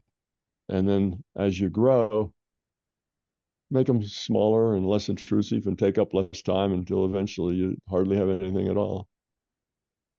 Well, this is an interesting thing because part of like a Taoist alchemy, internal alchemy, is longevity. And you seem to have struck some type of secret sauce where you look like you're like 14 years old. What exactly is the inner? I mean, I'm pretty much going to pretend I'm psychic and say you use intention as part of the catalyst for your your physical state right now. But let's just say within the internal alchemy of Taoism, we use it to saturate this at a cellular level, the physiology that generates a longer clip in this what we call reincarnation, the ability to expand your consciousness more through this lifetime. That's the premise behind Taoist practices. And the understanding of like within, and just right back to how you said positive meets positive creates more positive. We look at life like a pile of diamonds covered in dirt. And so every time you take off more dirt, you find another diamond and go, oh, wow, it's good to be me. And so this understanding from everything that you've shared with me today seems very similar in the way that you perceive your reality or how you validated it. Now, from a longevity perspective, you're at a certain point in your timeline on a physical level, and you're so vital, you're so aware, you're so cognitive, you're so vital. How do you sort of justify or validate that, and how you acquired that to this point? I I think a lot of it just has to do with being positive. You know, again, positive things happen. Um, I don't know if you know how old I am, but this year, 2024, I turn 80. Oh, I know how old So, you are. You look amazing. So I'm like, it's impressive because I always, as a child, said to myself, I really love the way Clint Eastwood looks. I would love to just like sort of hang out there in that. And I mean, the guy's 90 something. He's getting a little bit more frail. yeah, And I honestly believe it has everything to do with his mindset, but his mindset has brought him to this point in his life. And I mean, the real understanding of this chemistry stuff is to be able to have the same functionality you have throughout your whole life and be able to operate that way right up to your last breath, however that may be, is the real goal and generally of most people, but they're being programmed to believe as you get older, you get sicker. And I think that's more a society sort of like based yeah, sort of theory. What are your thoughts on that? yeah. I, I agree. If what you do is retire from work so that you can go sit on a couch and watch TV, they probably won't live very long. If you live 4 years after retirement, that's probably about all you're going to get. Wow. You have to stay vital. You have to stay busy. You have to stay connected. You have to be helping. You know, I mean, you're here to help. You're here to be useful. And if you're sitting on your couch watching TV, you're not that useful. You know, you have to get out. You have to interact. And yes, I'm busy. I got way more to do than I can possibly get done. You know, you and I are sitting here for 3 hours now talking. In that 3 hours, I probably have 600 emails that I haven't answered now because I've been talking to you for 3 hours. And, you know, whether I get to answer them or not ever, you know, I don't know. I like not to, you know, I like not to let one go by, but I do the best I can and things happen and I don't worry about it or I don't feel, you know, like I've been a bad boy because I don't look at all my email. I just do the best I can. I keep busy. I'm, you know, I have a hard time. Last night I stayed up till midnight just to get things done, tried to catch up. So I'm almost 80 years old and I'm working harder now than I did when I was 40 years old. Actually, you know, had a paycheck coming. I'm retired and work Well, harder. the But question it's I not have, work. It's well, that's what I was going to say. I do what I love, you know. Is that that's the It's love not part. really work. I'm doing I mean, that's the part that I observe, right? My biggest thing is I've been coined the master of void of time and space. So when I start a conversation with a great company like yourself, I can disappear. I didn't even tell you that before our conversation because I've noticed that you're the same. We immerse ourselves in the great company and the expression of that through the conversation that it doesn't really matter. Time is irrelevant to me. The nurturing part of our conversation will outweigh 1,000 emails that you have looked at or didn't look at because it's satisfying whatever it is that you desire as nourishing for you, which is consciousness, in my opinion. What are your thoughts on that? yeah. Well, the little levity, I will say that time becomes important to me when it becomes important to my wife. So Same. when my wife, yeah, when my wife said, "We're late. We have to go so and such and such a place," or you need, you know, well, then time becomes important when it becomes important to my wife. But otherwise, you know, life just flows, like you say. It's a flow, and things happen or they don't happen. But as long as the intent is love based, then whatever happens is just the way it is, and it's okay. It's not a problem. With that, I want to thank you. I want to thank the audience for sharing their time with us today. And You're very welcome. Been a delight on this end as well. So we'll see each other later. okay, thank you, my friend. Bye bye.